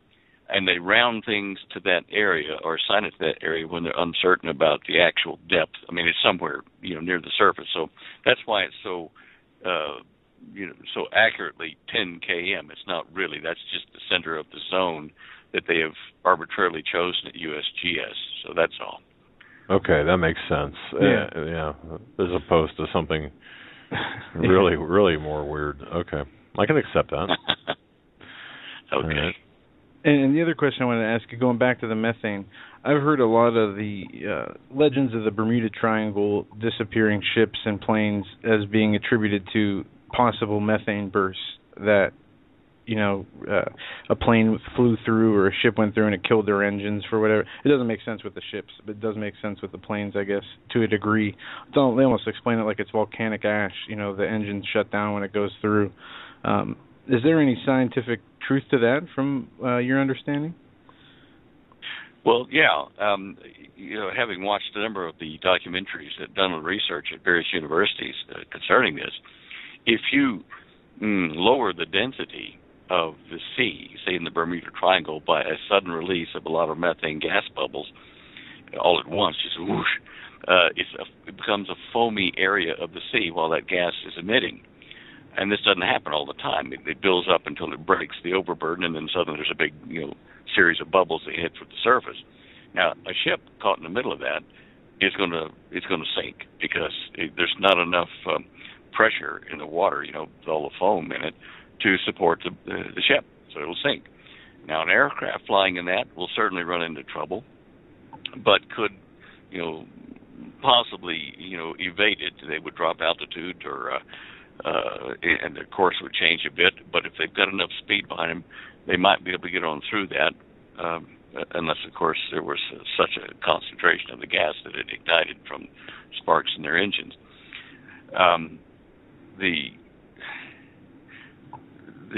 Going back to what I was saying about the dinosaurs and the air density, it's the same thing in reverse. If the air was thicker then, like the ocean water is without gas, if the air was thicker, then the buoyancy of the dinosaur body would be such that it was lighter. It would not weigh as much. Just an interesting side thing that fits with what we're talking about in these methane gas bubbles. But that's something that's clearly science, in physics. And if you reduce the density of the medium that you're sailing or flying in, it's going to take more energy in the air to stay airborne, or more velocity with the ship to stay, afloat. I mean,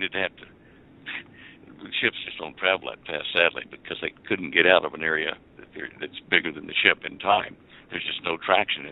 They'd have to be already going fast enough to just push on through the foamy gas water, and that's just not going to happen in most cases. Interesting. Do you subscribe to that theory when it comes to or as it pertains to the Bermuda Triangle? That's perhaps the most likely explanation of, ships and planes go missing? Possibly, but it doesn't explain the Japanese Bermuda Triangle in the Japan Sea, or there's several others have been reported where they have similar type disappearances in an area. This may tie in with gravitational anomalies that occur with the way that gravity is formed in the planet with spinning vortices. And I've certainly been trying to figure that out. I've looked at Saturn, at the North Pole of the Saturn, and at Jupiter, and I can see where the vortices form in the upper atmospheres of those gas giants. And I suspect that this is caused by the very energetic spin of fluid of space, which puts all the molecules of the planet together to make it take the shape and spin like it does. And there may be, like on Earth, if you look at the wind patterns on Earth, there's a thing here on the internet, I forget what the address of it is, but we've looked at it before, where it shows you the current winds as streaming lines on the planet. If you turn it upside down and look at the South Pole and look at the 5 or 6 vortices that form there, that's in the atmosphere. And so I said, well, suppose something like that is happening inside the fluid, the spinning fluid that holds our planet together and makes gravity. Then we might find these invisible vortices go through a period of inversion, like they vary, they oscillate from one state to another. And it might be that these form these mysterious triangles or regions of disappearing ships and planes. Either or both, that and the methane gas works for me, and there's just so much that we can't prove or don't know that it's conjecture, but that's my opinion. Okay. All right. Answers my question on that. But you know what, Stan? While there's a lull here, I wanted to ask you this too. This past weekend, and I remember you talking about this, and I thought this was rather strange. I saw 3 snow devils in 3 different areas, probably within 2 to 3 miles apart. Dust devils, what I'm talking about, how the air swirls and stuff, except these were snow devils, like mini snow tornadoes, and they were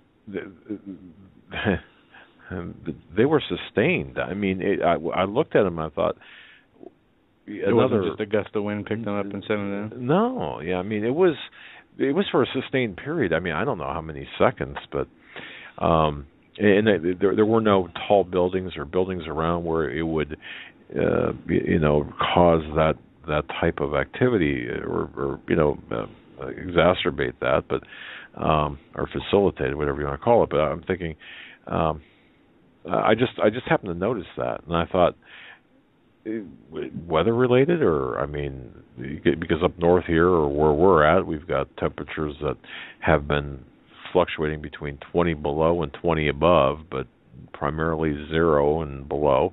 Winds that have been at times pretty big, and the lakes are really frozen this year. Yeah, the Great Lakes are ice cubes, so which helps that one. Go ahead, Stan. Sorry. Well, Doug, when you saw these snow tornado type things, or snow devils, could you actually see where it touched the ground? Yeah. It actually. Okay. Yeah. Go ahead. When it touched the ground, was there like a ball of dust around the bottom of it that's bigger than the funnel that touched the ground, or was it just the clean formed funnel without a lot of debris flowing around the bottom? Well, okay, there was no debris. It was snow at the bottom, and I'll say one which appeared in the field, kind of more of a rural area. It had like it was, I don't even know how to describe it, and I wasn't paying that great of attention to the bottom as I was just to see how far up it went, but I would say maybe that there was a color it appeared like there was a density differentiation. In other words, it kind of dusted up the bottom more than the top. It kicked up the snow more in the bottom than it did throughout the funnel, I suppose, if that's what you'd call it. Right. That's the best way I know how to describe it. Okay. Well, I just wanted to see how it behaved. A normal tornado will do that. You'll see that there's a ball of fuzz at the bottom of it, and then it starts spinning up around the outside of the funnel and back up to the cloud. And I wondered if it was the same appearance, same mechanism that you're seeing there in that snow devil.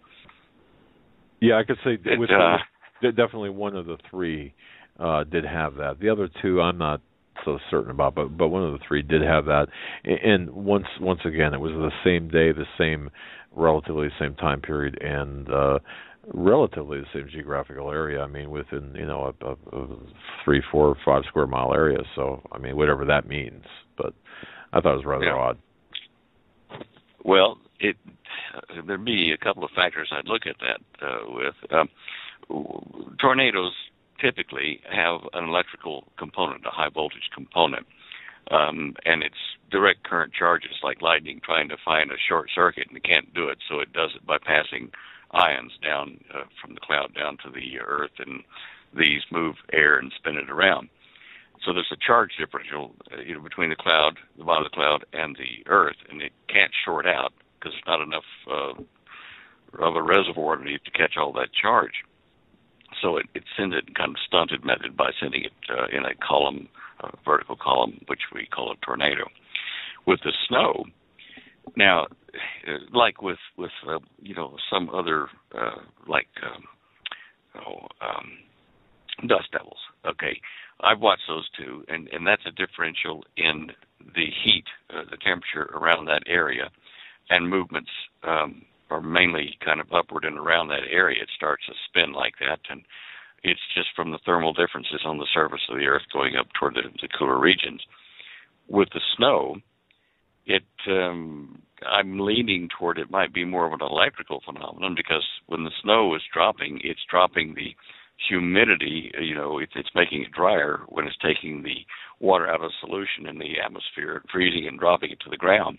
I've noticed here that we get really interesting sparks. It takes the moisture out of the air, and of course we walk across the carpet or something, we get zapped.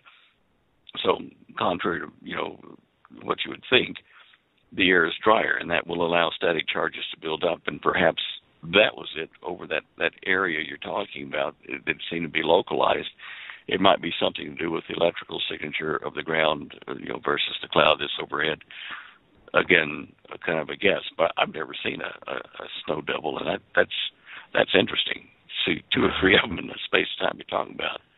Wow. I thought maybe it was just the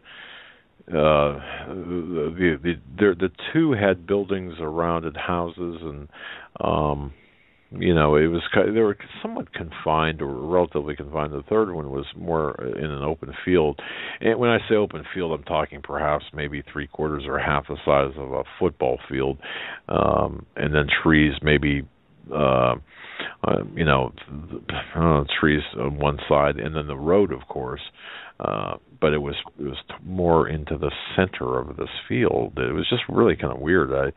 It caught my eye, and I thought, man, that's it certainly didn't look powerful. It just looked like it didn't look powerful to me. It just looked interesting. So yeah, this might be thermal. Sorry, you saw what? No, I just thought it was just interesting, and the appearance. I mean, it caught my attention, and I've seen these things in the summertime, but not to the extent, with the dust and stuff like that, but not to the extent of with the snow, and maybe the appearance just amplified it. But I just thought something told me to remind, to ask you, because I thought, man, there might be something going on here. I don't know. Well, look, to be honest, I've never heard of such a thing, but there again, people that live in snow country probably have. From your opinion saying that it wasn't as powerful as like maybe a dust devil, that could be because the temperature differential is much smaller in the cold temperature like that than it would be in the heat of the summertime. I don't know. It's just wow, that's just cool. I'll have to have a look at that. Yeah, it's one of these days. I hope to capture something like that on with a camera or something. But anyway, we got a question from a listener here. Oh, go ahead. Okay. No, go ahead. Take the question. Are you familiar with? I got Your turn, Stan. Yeah, I'm just going to shut up. No, go ahead. I'm stopping now. Are you familiar with a guy on YouTube named Aspiro A. Cervalunit talking about a immediate impact from an asteroid? This is a question from William. He asked if you any opinions on it. Okay, I'll forward you this link to you. Maybe if you get time. I'd have to study that. I don't know the name. Okay. We're not sure we do either based on that pronunciation, Joe. You and I mean, we're terrible at pronunciation. It's all one. Yeah, I am. But I'm right up there with what's the name from MSNBC. Sharpton. Pick anyone. Yeah. All right. Yeah, we do have. I got an email from. I guess it's an email from one of your listeners. I'm not sure where this guy actually lives, but he's a Muslim fellow by the name of Mustafa. Blah blah blah. Not giving his whole name out over the air, but he wrote me a nice email and said, you cover all these volcanoes and earthquakes and things on the show, but I've never heard you mention about the volcanoes around Aden, which is in Yemen. It's on a little land jut coming out from Yemen into the Sea of Aden, the port of Aden. This is on your show images page. On your show images page too. It is, but he didn't send me that. I got it after that. What I was going to do is he sent me this quote from the I think it's from the Quran or the Hadith.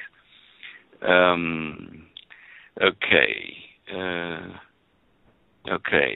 He says it's something called the Companions. I think it's Hadith. It says, we're discussing about the last hour when this guy said it will not come until you see 10 signs before, and in this connection he says he made a mention of the smoke, the Dajjal, or the beast in Islamic terms, the rising of the sun from the west, in other words, the planet spinning backwards or upside down, and the descent of Jesus, son of Mary, and he says, Allah be pleased with him, the Gog and Magog, and the landsliding in 3 places, one in the east, one in the west, and one in Arabia, at the end of which fire would burn forth from the Yemen and would drive people to the place of their assembly. Now, okay, this is, it probably deserves more time than we can spend here, but I wrote back to him. I said, well, I'll look at that. And I did find what he was reading exactly in book 41 in Hadith 6931 about this, and this is part of their prophecy. Now, I then went over to Aden, and I looked on the map. I looked at the earthquakes occurring there. The earthquakes, well, except for the one that just occurred there, are about 300 miles away on a plate tectonic border from the Indian Ocean to the Arabian Peninsula into Northeast Africa. And I thought, well, okay, there does seem to be some earthquake activity, and I don't see a lot of volcanic activity except for the recent one, I think, in the last year, that occurred and made a small island appear off of the coast of Aden. What did interest me is I was digging into all this stuff about Aden and the volcanoes and see if I was overlooking something. was that the port of Aden is very, very old. And according to legend and myth in the Islamic culture there in Yemen, Cain and Abel are buried there. And the reason that they say that they're buried there is that they were buried back in the old Garden of Eden. And certainly, if you look at the third row of images I've got there in a 3D spin image I made going around the whole volcano, you'll see that the port of Aden, the city of Aden, is built inside an extinct volcano. Now, I looked at that and I thought, well, hold on. That's right in the direct path of migration for people coming out of Tanzania, down the Great East African Rift and over into the Saudi Arabia area. And they probably carried with them, after the flood, people realized from the myths that they had about the Garden of Eden, or, the stories, that the Garden of Eden was inside of a volcano, a crater-like thing. And we know that Cain and Abel were buried outside the real Garden of Eden. So in the migration path, they came down, and they would have probably stumbled upon this, the crater where the city of Aden is now. And certainly they could have been buried there. I don't know where Cain actually killed Abel. It was outside the Garden of Eden, and to the east probably, maybe even the northeast where Aden is. But seeing this and reading the legends that people talk about, saying that Cain and Abel were buried there, and the fact that it's carried the name of the port of Aden for just until no one can remember when it started, it just kind of made me think about this email the guy sent and wondering if there is going to be some more volcanic activity down there, greater significance than the one that just built that small island off the shore there in the last year or so. Anyway, just an adjunct to what you're saying there. And, I do try to respond to most emails I get, not silly ones, of course, but this was a very well-documented question from Mustafa. And if you're listening, I thank you for that. And as I said, I'll keep an eye on this area now. And that's it. Very good. Interesting. How that lines up with your research with Eden, the Garden of Eden. Yeah, it does. All right. Wow. Okay. All right. We're just kind of going over here because we've had. Have you heard the north and south east Texas? Many booms were heard or have been heard. Yeah. Have you heard anything about this? There was a meteor over Florida, and there's been new craters found in Russia, and there's been booms from Ohio, Pennsylvania, and New York last week, and then this week it seems to be meteors, from what I gather. But this emailer, B, thank you so much, writes that they're hearing booms north and southeast Texas. Many booms were noted. No construction activity. Let's see here. Her conjecture is perhaps HAARP excitement of the cloud cover, maybe. Again, conjecture. Are they seeing any trails? Let's see here. 7 to 10 booms rattled my house, thumped through my chest, scared my dogs. Plus, it gave me a rare headache. That is weird. Yeah, I don't see anything about trails or anything like that, or anything more aside from what I just said. Well, look, we get today. We had a lot of booms, but we know where ours came from because we're at the southern end of Fort Carson and their practice range where they shoot their guns and stuff. So that we could understand. As far as those happening over Texas and Florida and stuff, I'm sure that some of them could be caused by meteor storm, small meteors probably. That's why I was asking if you saw if they reported seeing any trails to try to tie it to a meteor. If not, then I don't know what's causing them. There may be something new in the equation. I'm not sure. Interesting. Yeah, and I don't know. I was researching something the other day, and I came across a news article where calls to the emergency services, 911, had reported booms in various places, including, and I think this happened in the past, if I'm not mistaken, like around Michigan, Upper Michigan, and Wisconsin, in that area. And now this email is noting Texas. So, wow. Things do go bump, right? And boom. But it just seems like more and more of these things are happening, and I don't know.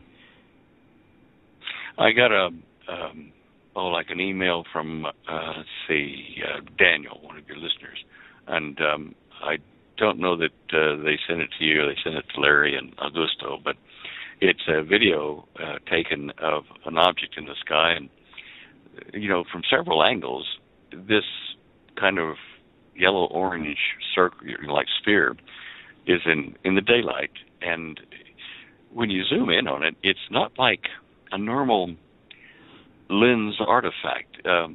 Instead of just being kind of an slightly out of focus ball of kind of tan color, it's that, plus it's got about 4 or 5, 6 white little dots inside of it, and they're not in a uniform relationship to what you would think you would see in a lens artifact. In fact, if you play with the image a bit, in Photoshop, you can see kind of a field effect stretching out around this thing. And, they wanted to know what I thought about it, and all I can say is I'm fascinated. It's quite interesting. Anyway, I don't see that it's like a normal device for propulsion. It's just absolutely spherical without any things hanging off the side of it or anything else like that. So anyway, I'm sorry I can't answer the question better, guys, but it does appear to have a very slight atmospheric density change around it, like it's inside of a transparent field that's spherical as well. And it's not offset. That field is centered right around that bright light, so I don't know what the heck it was. I've heard reports of orange balls of light and stuff like that before, so that moved around, and maybe it's one of those. So I do apologize, Daniel. That's the best I can answer that one. All right. And since you mentioned the orange balls, now this is something totally different.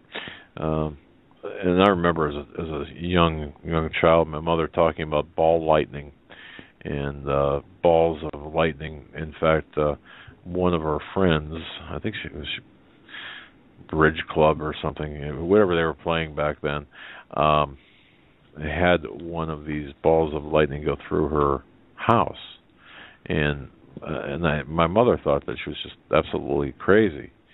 But now, things like that do happen, right? Yeah.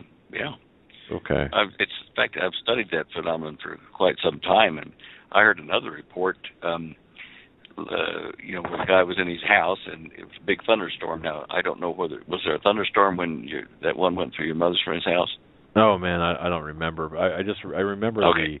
the scenario, or the talking about it and saying, "Oh man, can you believe this?" And so I don't know.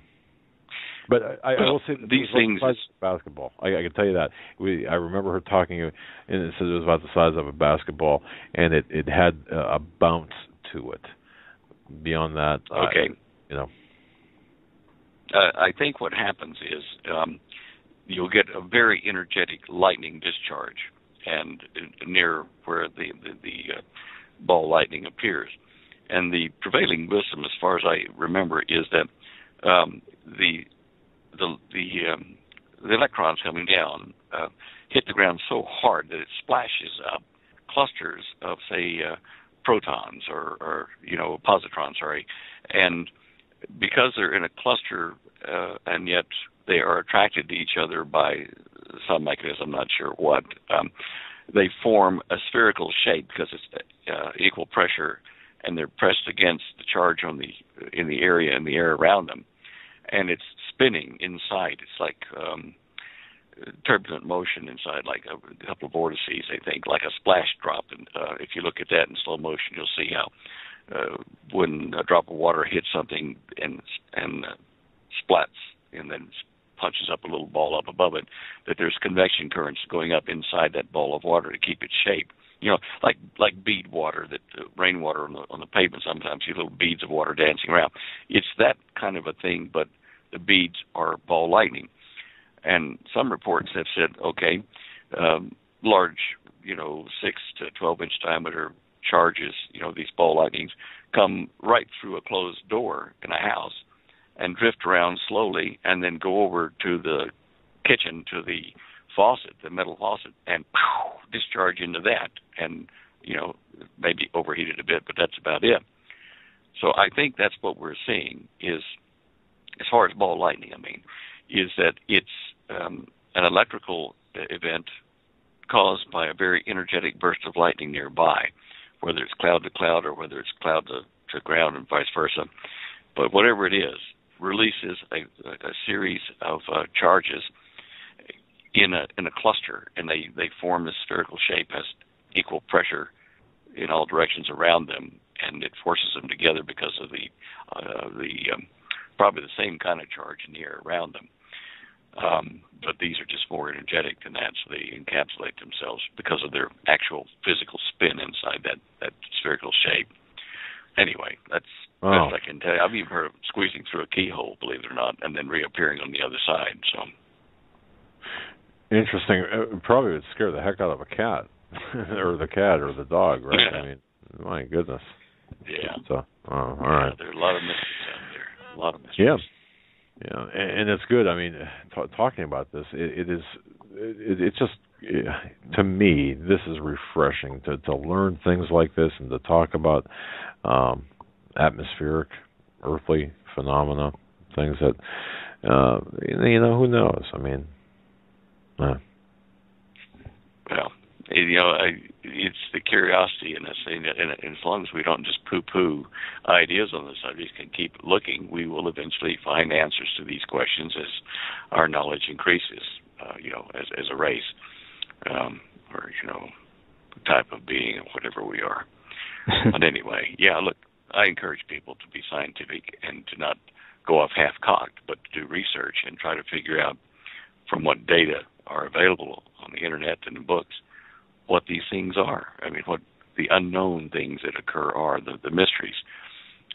We're not at an age of knowledge as a human race where we still think everything is magic. It's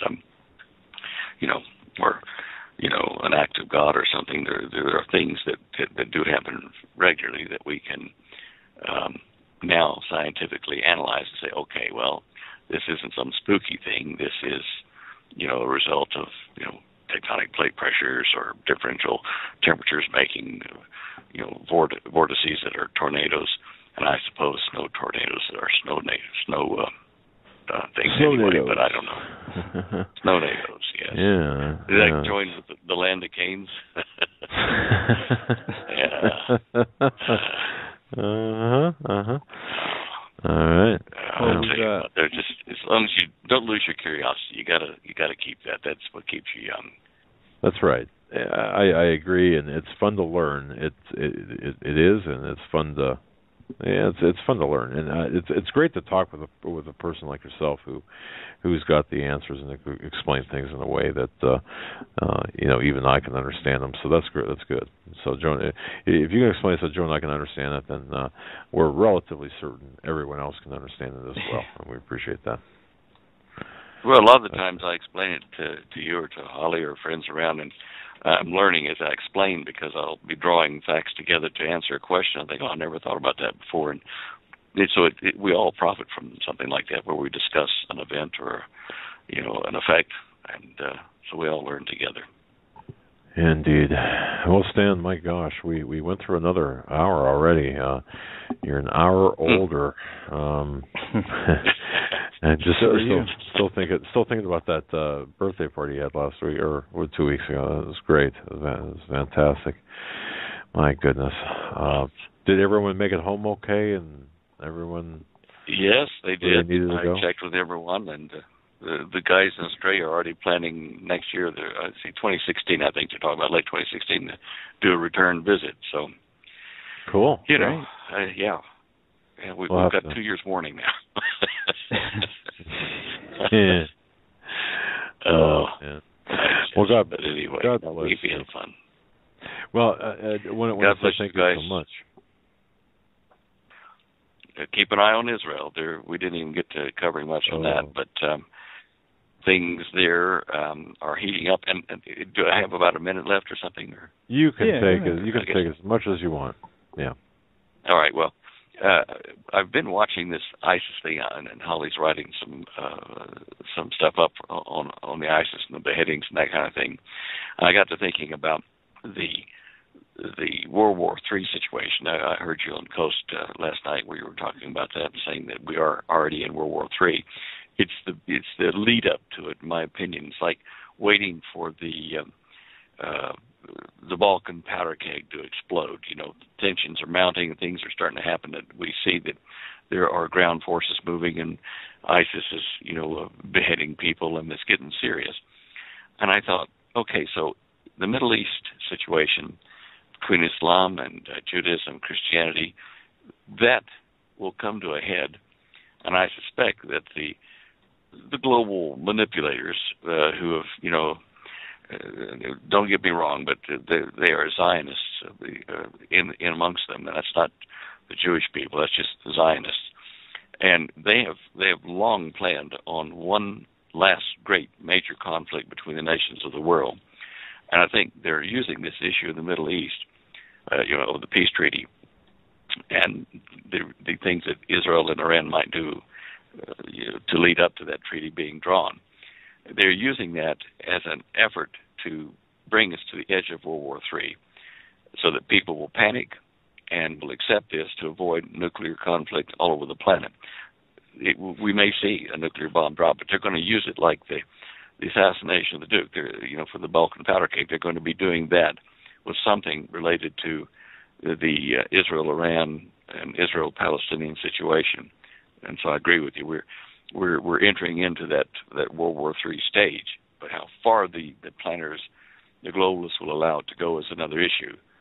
I think they'll certainly heat it up a bit, but we'll use that as a vehicle to bringing in a one world order under, Satan, his man will solve all the problems, and it'll be all happy times according to what they will tell us.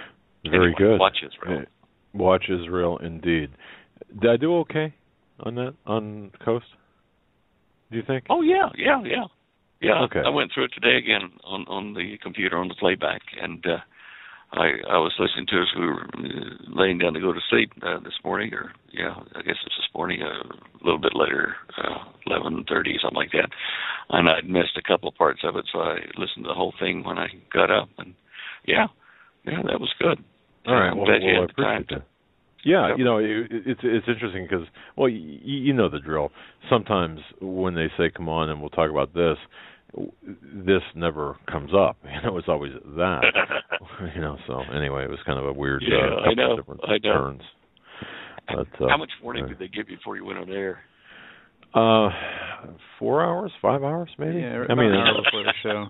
I mean, seriously. Usually it's like, or not usually. Sometimes it might be 10 minutes, and other times it might be 2 hours. There's sufficient lead time. So anyway. Yeah, I don't know whether that's sufficient or not. For me, I like to be a little more prepared and research things, and the questions you have to kind of let them know that you're going to ask or something, or have them ask. I was supposed to send, and that was the thing too. After I got done with the interview, I realized I was supposed to send bullet points, and I never sent bullet points. Yeah, they called right before the show almost, and we were busy until showtime, and then right after that, we were dealing with stuff, and I forgot all about that myself. Well, you got to admit, it'd be nicer if you had like half a day to a day warning, so that you could get your bullet points together in the midst of everything else that you do all the time, keeping you busy, But anyway, I've got probably I don't know, maybe 30 pages of notes from last night ready to go, or still on my or around my computer.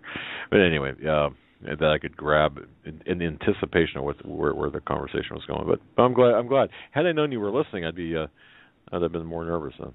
I'd be real nervous. Oh no. You and I are members of that club of guests that sweat it out there. I mean, I don't care how many times you've done the show, you do it again, and you're always on pins and needles to be sure that you say it right. And as one astronaut said, "Oh Lord, don't let me screw up." He's just trying to keep it straight there. Exactly.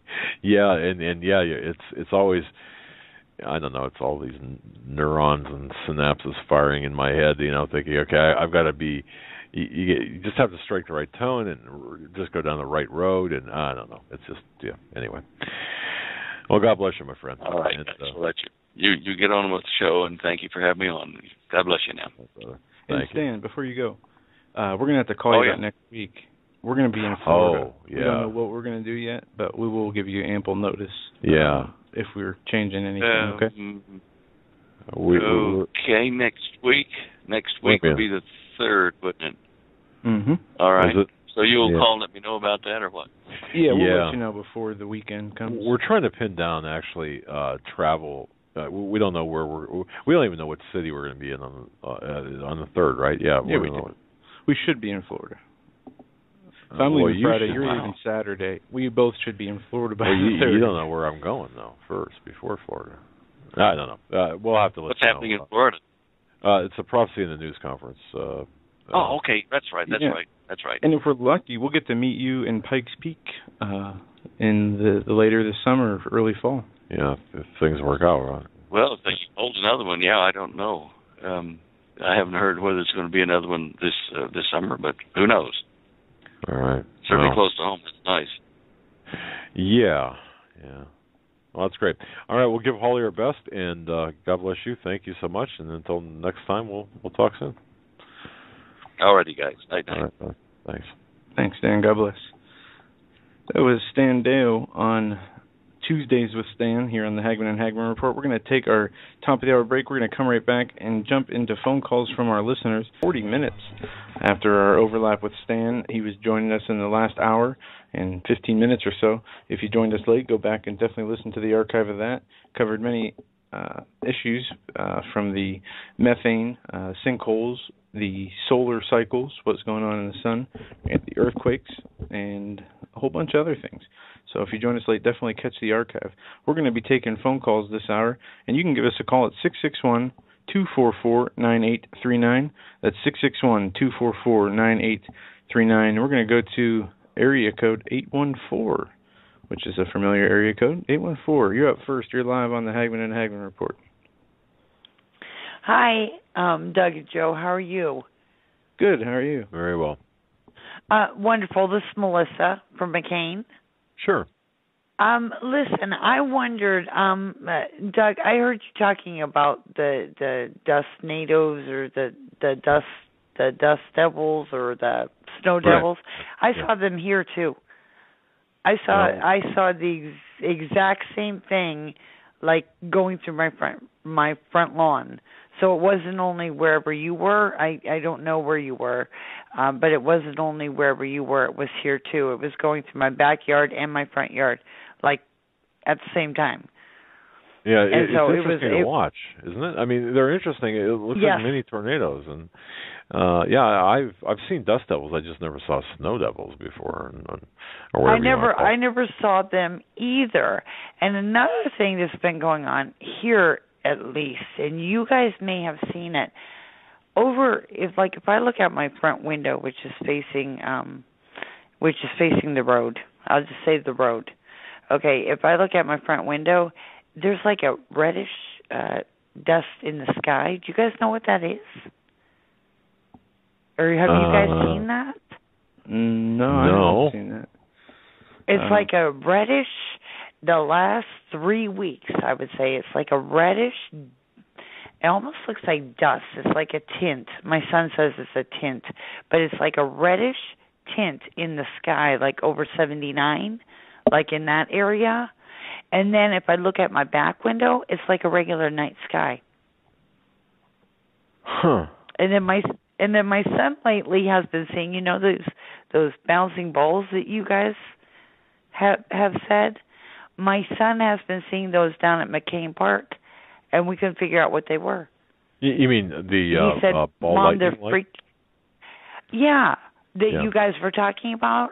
He Right. said, Mom, they're freaking me out. I don't know what they are, but they're over McCain, and it's like they, I went out there one night, and it's like, do I dare say it? It's like a snake. I mean, the way it just kind of goes like a snake would slither on the ground. You know what I mean? Only in the sky. And we didn't know what that was. Wow. Well, that's there's been some weird things going on. Yeah. And it's literally on one side of the road. It's literally, if you look up in the sky, it's literally different on one side of the road than on the other side. And I just wondered if you guys happen to either see it or know what it is. No, but we have seen, and I just thought of this too. When the snow was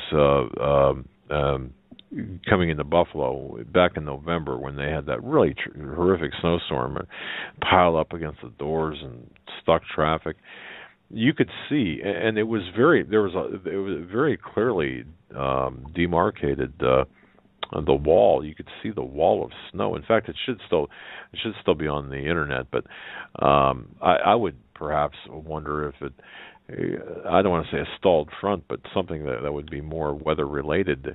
I don't know, but that's kind of something I thought of. But who knows? But you could see it.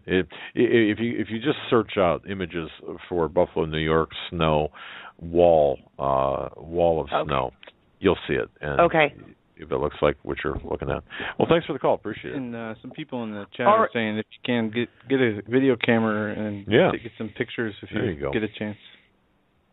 Okay. Of the sky. All right. Well, you guys take care. You too. Thank you. Have a good night. All right. God bless. Bye-bye. Bye. All right. We're going to go to area code 916 next. 916, we're coming to you. You're live on the Hagmann Hagmann Report. Doug and Joe. How we doing, brothers? Hey. Good. How you doing? Well, we're moving forward with the Lord, and just want to encourage all of us. Lord, I ask a special touch upon my brother, Doug. Lord, I ask God that your peace would be just upon him in such a mighty way in Jesus' name. And I've got a couple scriptures. Joe, why don't you go to Isaiah 26. 20 and 21, and then I've got two quick ones right after that. All right, 26, 20 and 21. 20 I got and it. 21. Yeah. Okay. Come, my people, enter thou into thy chambers, and shut thy doors about thee. Hide thyself as it were for a little moment, until the indignation be overpast. For behold, the Lord cometh out of his place to punish the inhabitants of the earth for their iniquity. The earth also shall disclose her blood, and shall no more cover her slain. Zechariah 14:1-3 says, Behold, the day of the Lord cometh, and the spoil shall be divided in the midst of thee. For I will gather all nations against Jerusalem to battle. The city shall be taken, and the houses rifled, and the women ravished, and half the city shall go forth into captivity, and the residue of the people shall not be cut off from the city. Then shall Yahweh go forth and fight against those nations, as he went forth in the day of battle. The last one is going to be Revelation 19, start at verse at 10. And I fell at his feet to worship him. And he said unto me, See, thou do it not. I am thy fellow servant and of thy brethren that have the testimony of Jesus. Worship God, for the testimony of Jesus is the spirit of prophecy. And I saw heaven open, and behold, a white horse, and he that sat upon him was called Faithful and True, and in righteousness he doeth judge and make war. So, to all the listeners, and even those on the dark side, he's coming. and he's not coming back as like this little lamb. He's coming back to make war. And what it is, he's going to make war against flesh. So I want to encourage all of us, when you have time, read the last portion of Isaiah 66 and see what God's going to do to flesh. And that's why we have to be led by spirit and truth.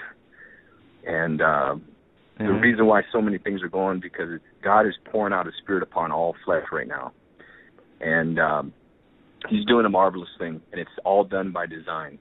And we've got to get out of His way. He's getting ready to clean the house in Israel and in Jerusalem, the apple of His eye. I love Israel, but man, I'm telling you what, there's a lot of people in His way there that He's going to remove. Oh, yeah. Yeah. And we have to separate the political Zionism along with the criminal cabal, separate that from the Jews of the covenant of Israel and I mean, it's I'll just stop. Yeah. I'll just stop right there.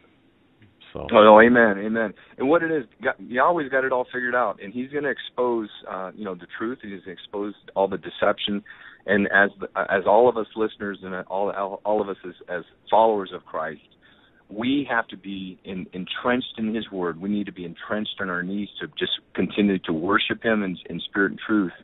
And I'm just going to tell you, Doug and Joe, I just ask God to bless you guys beyond your wildest dreams. Number one, protect your families, divine health.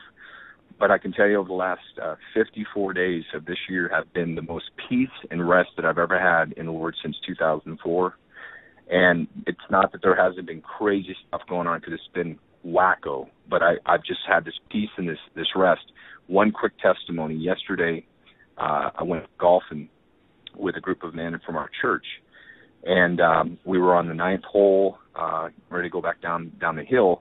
When we were on the 8th hole, one of the guys was talking about this gentleman that got killed at the golf course last year. He was driving down the 10th hole, lost control of his car, and he got killed. It went down this hill. And so we went down the 9th hole. We were on the putting green, and the group that was behind us was, family members, dad, and fellow brethren. I hit this putt, and I kind of, was making this noise like, almost made this like noise. About 2 seconds later, I heard this thump. The guy that was driving down behind us, his cart rolled over. And it was one of the guys in my group's dad was with that other guy. We went back up the hill, and the guy that was in the cart by himself, gentleman in his mid-60s, did not have a scratch on him. And I mean, it was a miracle. I mean, not to have a scratch. And I know the enemy, tried to do something because we were just talking about it. So we have to be very, very astute in these coming days. Absolutely. Wow. Yeah, I agree. I totally agree. And the attacks come in different forms as well. The satanic attacks come in different forms. So we have to watch. Oh, exactly, Doug. And just one quick thing, then I'll let some other people come on. The Lord put in my spirit, persecution's coming to America. And then he put it in my spirit, and not in the sense of going after people, but going after the demonic realm, or we can start persecuting the devils that are assigned to the loser. And I thought, wow. So we need to bring the love of Christ, the truth of Christ, to Muslim followers more than ever before. They are open. And I'm telling your listeners, they are open. I've been witnessing to Muslims for years, and it's easier now because they appreciate and they love authority. When they see the authority that God gives us, they actually can see it in us. So here's a shofar call out for you and all the listeners. All right.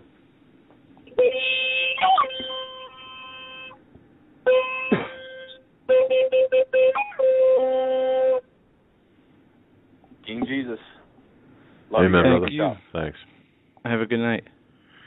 Joe, tomorrow night, the program title for tomorrow night, Woe Unto Our Nation That Has Forgotten God. That's Steve Quayle and Pastor David Langford tomorrow night. Don't want to miss that. Show. Yeah, don't want to miss that. All right, let's go to area code 307. Then we're going to go to 423. And that's all the callers we have in the queue right now. So if anybody wants to call in, 661-244-9839. Yeah, we have a lot of news still to cover. I dumped, you didn't see me do that. I refreshed I think I dumped Let's bring 307 on. All right, go ahead. 307, you're live. Hello? Good evening. Is it me? That's you. Yep, 307. Awesome. Hi, guys. How are you? Fantastic. How are you? I'm great, thanks. My name's Maggie. I'm calling from Wyoming. And I had kind of two questions that have been on my mind lately. The first one is I look at the Common Sense Report and you guys' site every day, and I'm trying to learn as much as I can. But one thing I watch a lot of kids during the day, and, their families just make it paycheck to paycheck, and I really just wanted to prepare in case something happens. I know that, stock up on diapers and food and things like that I know my kids, their families might need. And I read something on the Common Sense Report, and it was a gentleman. He seemed to sound like he knew what he was talking about, but he was saying that that pretty much if things go really bad, then FEMA's probably going to go door to door and they're going to confiscate everything that you have, And I was just wondering, what are your thoughts on that? And I just had a quick second question about what do you think the government's take will be towards? I mean, I know that people in prisons and jails, I know that they're pretty. It's going to be kind of hard. They're already where they're at. But as far as in the community, as far as, past felons, convicted felons, what do you think the government's, what do you think they're going to, or do you think they would be rounded up right away just because of, the past that they had years ago? They may have been addicted to drugs or whatever. But in any case, they are listed now as multiple convicted felons. What do you guys think about those people? Would they automatically be on like a dissident list or a riffraff list or something? I had probably kind of dumb questions, but I'm just wondering, Well, I'd say no, probably because half of the employees in the federal or administration through the Congress are convicted felons, but more so than that, it depends on the type of system it depends on how much they crack down, how much in what areas. I think Ted Broyer, we played the clip in the first hour where he talks about the medical martial law, right. And he explains it where, they have their hot spots. They know what areas are going to give them more problems.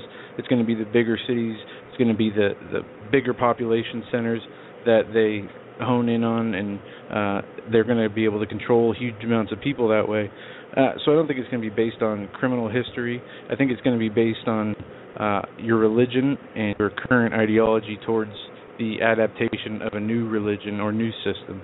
More so than anything. Yeah, and if I can answer the former or the first part of it, the first part of that question intrigues me a lot because I was talking with Dave about this and with Steve and a couple other peoples. A couple other peoples.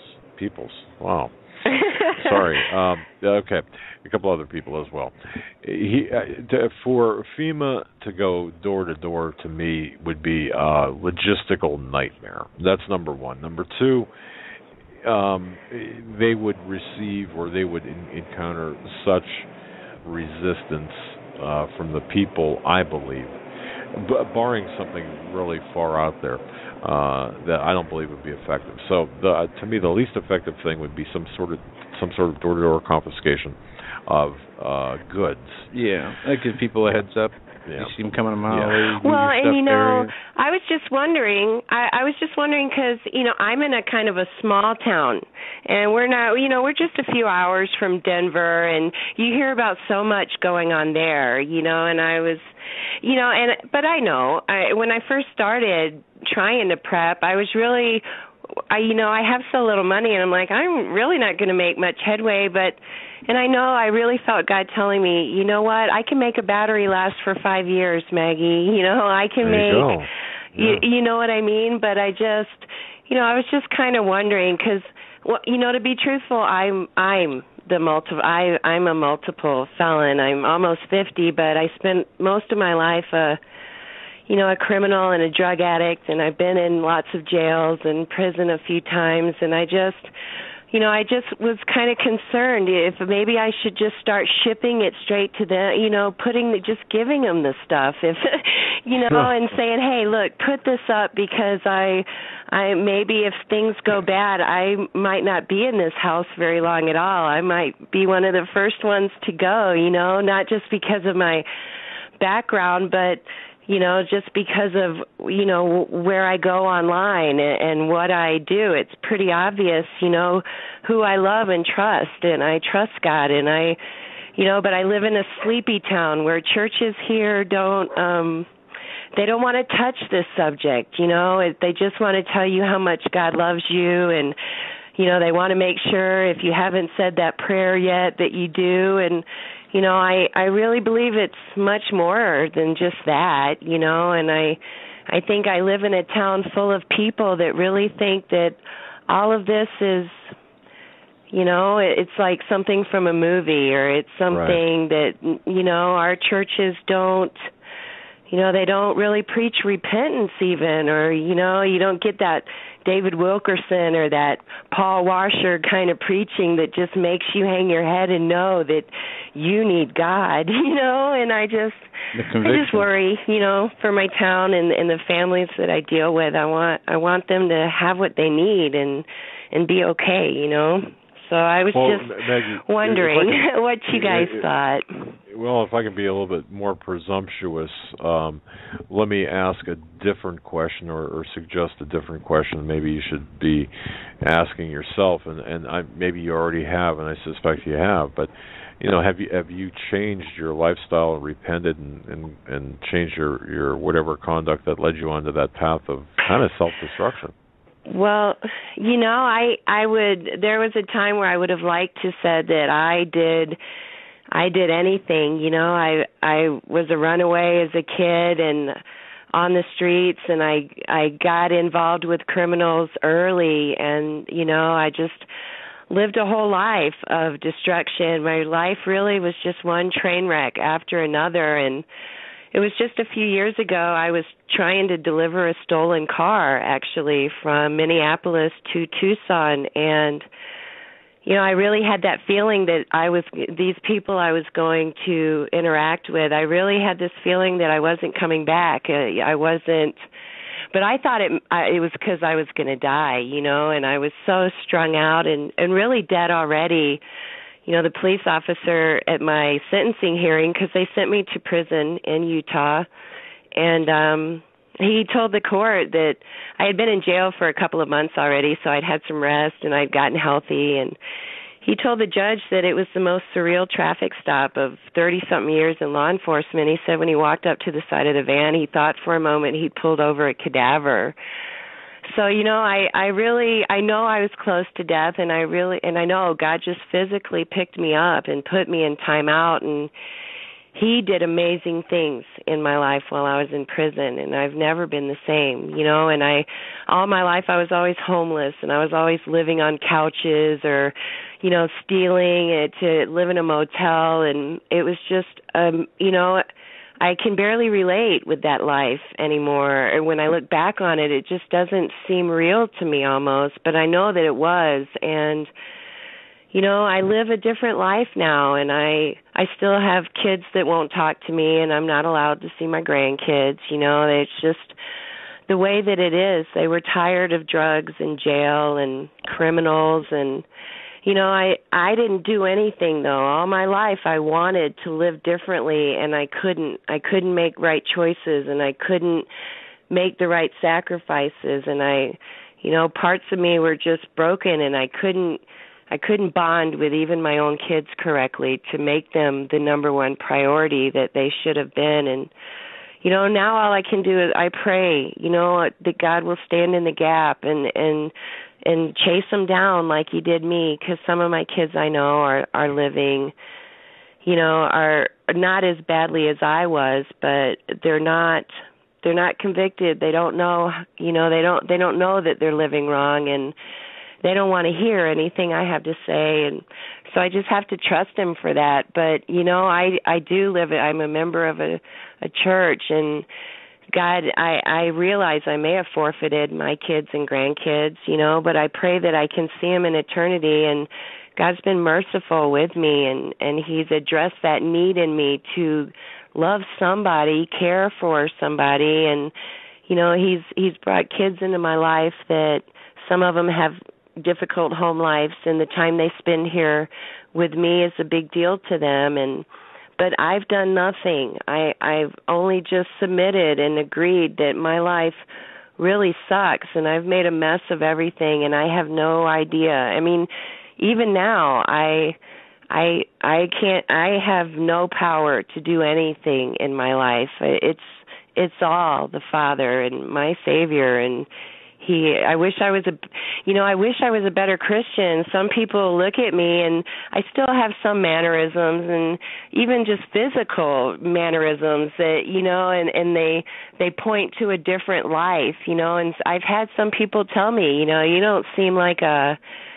I would have never thought until you opened your mouth, I would have never pegged you for a Christian. But I tell them, the difference. If you could have seen me 5 years ago, I was a violent, hateful, hopeless, godless person. And if you could have compared that, the difference between me now and me then really is eternity, And I have every reason to believe as every week and month and year goes by that He continues to renew me. There's those times when, because what changed you, though? What changed you? At what moment were you changed from that felonious type of person to the person you are right now? Not perfect, but but on the path to salvation. I mean, what changed you?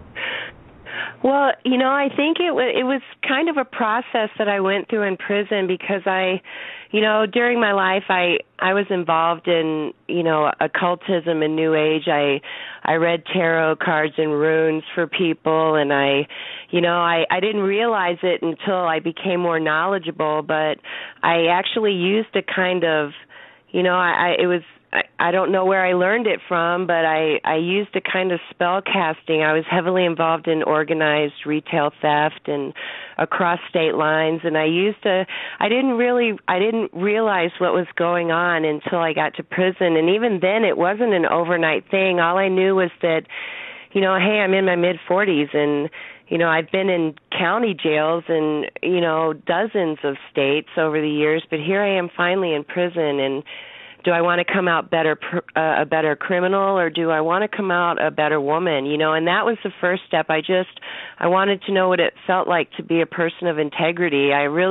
God really wasn't a part of it yet, but the Utah State Prison, Timpanogos Women's Prison in Utah, it's run by the LDS Church pretty much, and I'd never heard of Mormons when I got there, and they try to grab you, when you first get in there and get you into LDS Institute and stuff. And, I wanted to be productive, and I'm curious naturally. So, I went through that, and I learned their doctrines, and I listened to what they were telling me, but there was just that sense of error. They wanted me to get baptized, and I just, I couldn't commit to it. And then it was kind of like a process. It's like God, He was trying to teach me and get me to learn what I don't believe, And then after that, it was Jehovah's Witnesses. They were, a lot of services and programs there through them, and I went through that, and I'm like, no, this isn't, it's like kind of a Goldilocks. This lap's too weird, and no, this lap's too crazy, and I just,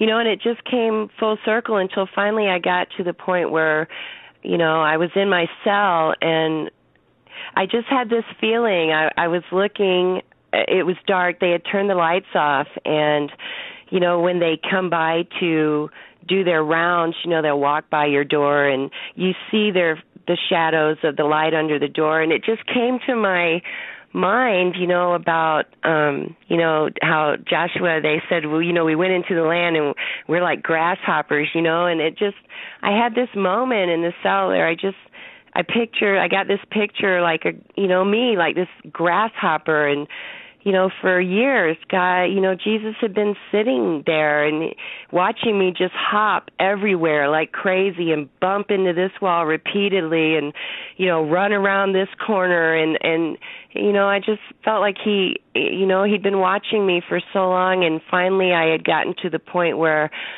I knew what I didn't believe, and then it just kind of cleared the way. And Christmas, that first Christmas I spent there, it was like I can't think of a time anywhere in my whole life that I had that feeling that I am in the palm of God's hand. I watched the snow falling on the Wasatch Mountains outside the window in my cell. It was really tiny, and for the first time I knew the story of Christmas, and I knew the bigger story that it was a part of how God loves us and what He's willing to do for us and how much He can forgive us for. And that night, Christmas Eve, I just knew that I was in the will of God. I was in prison, and I was pretty much alone. No mail, no phone calls. I was there all by myself, but I was the least alone I'd ever been in my whole life. I knew that I was where God wanted me to be, and if I could just be okay with that, then, He had a plan for me. So, I know it's kind of cliche. I went to prison and I found the Lord, but I do believe I believe if I'd have made it to Tucson, I do believe I probably would have been murdered. I knew what I was going to do was dangerous, and I knew the people I was going to meet, and in my heart, I kind of knew I wasn't coming back, but I didn't realize that God knew that too, and you aren't going back, Maggie, but it's because I have a different plan for you. He's amazing, and His plans are absolutely, it's always something totally different than anything you could ever think to want for yourself. I never would have thought to want the life I'm living now. In fact, there was a time I probably would have thumbed my nose at somebody else living it and thought, what a chump, what a patsy. But I never would have known to want this. But now that I'm living it, it's amazing, and it's exactly, I would never want anything else. Will you listen to tomorrow night with Pastor Langford and Steve, and please, if you have the opportunity, please listen tomorrow night as well. We'll say a prayer for you. But have you listened to Pastor Langford and Steve here? I listen to you guys every night. So every night that you're on, it's my end of the evening. You make me feel. I listen to your show and I don't feel like I'm being lied to. I've spent my whole life dealing with shysters and, hustlers and cheaters, and I just, I don't feel that when I listen to you guys. I just feel that these are people that, for anybody who's listening, if you can hear the voice, you are loved, you're cared about, you are a part of a much bigger picture, and so, you guys are a big part of my life. Well, we appreciate that, and certainly, it's you've been through a rough time. I mean, all your life, obviously, and interesting how you come to be where you're at today. You had so many paths you could have gone down, including that perhaps a fatal path, yet for whatever reason, God has spared you. You were spared. At least it sounds that way to me. And for a reason. It's amazing. Yeah, for a reason. So, okay, so now you know the value, at least I hope you do, the value of your life and the fact that you got a job to do. And boy, how many people out there listening have made a bad or series of bad decisions, or have led similar lifestyles? Not this guy. Oh yeah, no, of course not. I've been there too. Been the jail thing, and and we make no bones. I mean, he makes no bones about it. And he's gone from it being out of control to to talking to others and who have been in trouble and counseling others. So it's so you've got a job to do. Wow.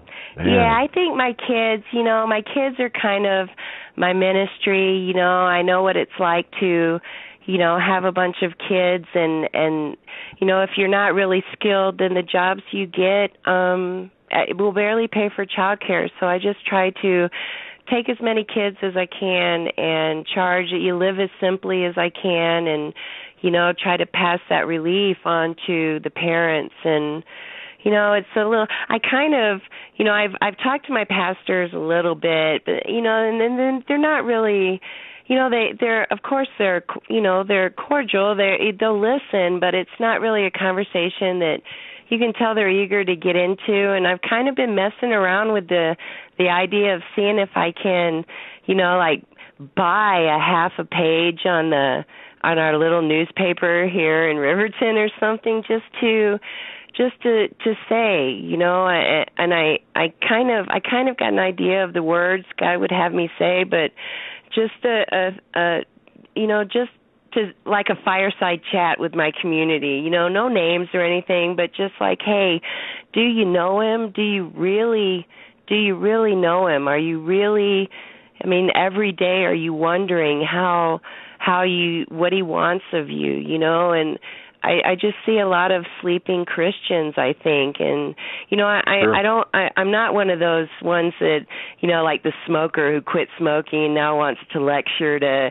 everyone who's still smoking. I don't see it like that. I just I care, and I know that I could have so easily ended up in hell. I was literally trying to work myself there, serving a harsh master, and I think some people don't realize it, unless you really have that relationship with evil. I think that some people like, I have to monitor the cartoons the kids watch here, because you just see that message and you recognize that MO, and really, just like with criminals, who hide a huge lie around a grain of truth. If you can just get people to find that little grain of truth, you've got it made. They'll buy the whole lie, and I think sometimes, God has mercy on people like me, that knew evil so intimately, because when he changes that heart and he takes that heart of stone out, that heart of flesh starts beating and your eyes really open, and I know the damage that I did. I know it by the thoughts that come into my mind out of the blue, and they horrify me. Sometimes I just want to break down and cry. I want to weep. I'm like, please tell me that's just the rotten flesh that's left in my mind yet to be renewed. Please just don't let that be coming from my heart, because I hate the way my brain works sometimes because of the damage and the way I've let it be corrupted over the years, But I also think that sometimes people like that have a clearer vision of the enemy that we have, and a clearer understanding of just how smart and how crafty he is. But underneath, it always reverts back to pretty much the same. If you go deep enough, it's the same MO. It's familiar. It's recognizable. And I think that a lot of people in my church, they've lived such a different life, and I think they're sleeping just because they're not familiar with that kind of evil. It hasn't really been in their life. It's been something they see on TV or horrible stories in a newspaper. Those poor people, how awful. But, for some of us, it's a different perspective. It's almost like, Marie from last night. She sees Obama from a different perspective than somebody that, met him during his campaign, and he was so charismatic and they just loved everything he said. And, there's a different perspective, and I think that we're necessary. I know that we're necessary to the body. Somebody's got to be able to point and say, that's not what you think it is, or you're seeing that different. Can I just tell you how I'm seeing that? Because, I think a familiarity, I don't know if it's coming out. I don't know if I'm putting it right, but I think some of us are maybe better Geiger counters when it comes down to it, just because we were there. I remember that oily, hopeless, dark feeling, and I can even, and you recognize it in something as supposedly benign as a kid's show that's meant for preschoolers, but you see, there's something there that's unhealthy. It's pointing to a segue. There's something not right, you know. I don't know if that came out right, but you could recognize it. It's almost like it takes one to know one sometimes. And that's why in the Bible you see stories maybe like that's it. The apostles and you know, people have been brought. You know, look at what happened when Saul, the persecutor of Christians. He was not a good guy, was he? And sometimes God has these people who were on that other side because they do understand and see and have a broad knowledge and can recognize what you just described much more clearly and easier than people who haven't been through that. And I think that's a big reason why. But you've got to stay closer to. You've got to really watch yourself and stay close to the Word and stay close to the walk and be on the walk all the time and repent and pray, but a lot harder. Absolutely.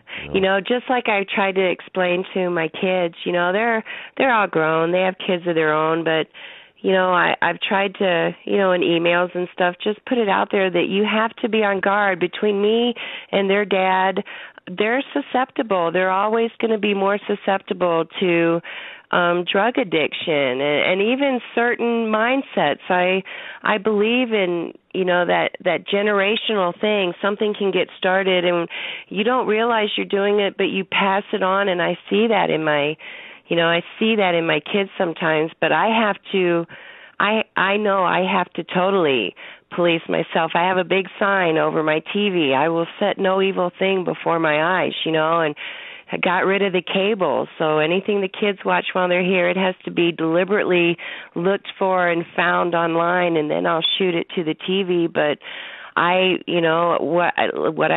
only listen to Pilgrim Radio. I know that sometimes the enemy tries to tell me, you know, because there's parts of me that wonder sometimes about my own sincerity. There's a part of me that really doesn't believe a thing I say because I know how I've been my whole life. And the enemy, you know, Satan tries to take that and he really tries to run with it with me sometimes. And that's when I have to just say, I know that I'm different. I know because certain things that I would have never thought twice about, or I would have actually sin that I would have actually celebrated and glorified in and thoroughly enjoyed.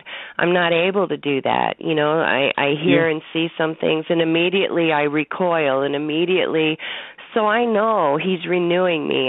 Sometimes I wish he'd mash on the pedal a little bit, you know, but I know that I'm different. I know that I'm not the same. In those days when, you know, Satan tries to tell me, you know, why would you even believe it? You don't even know if you're telling the truth or not. You've got authority. Maggie, you've got authority. And you know what? Speaking of authority, we're out of time. The authority's against us. But, well, I appreciate it, guys, everything you do.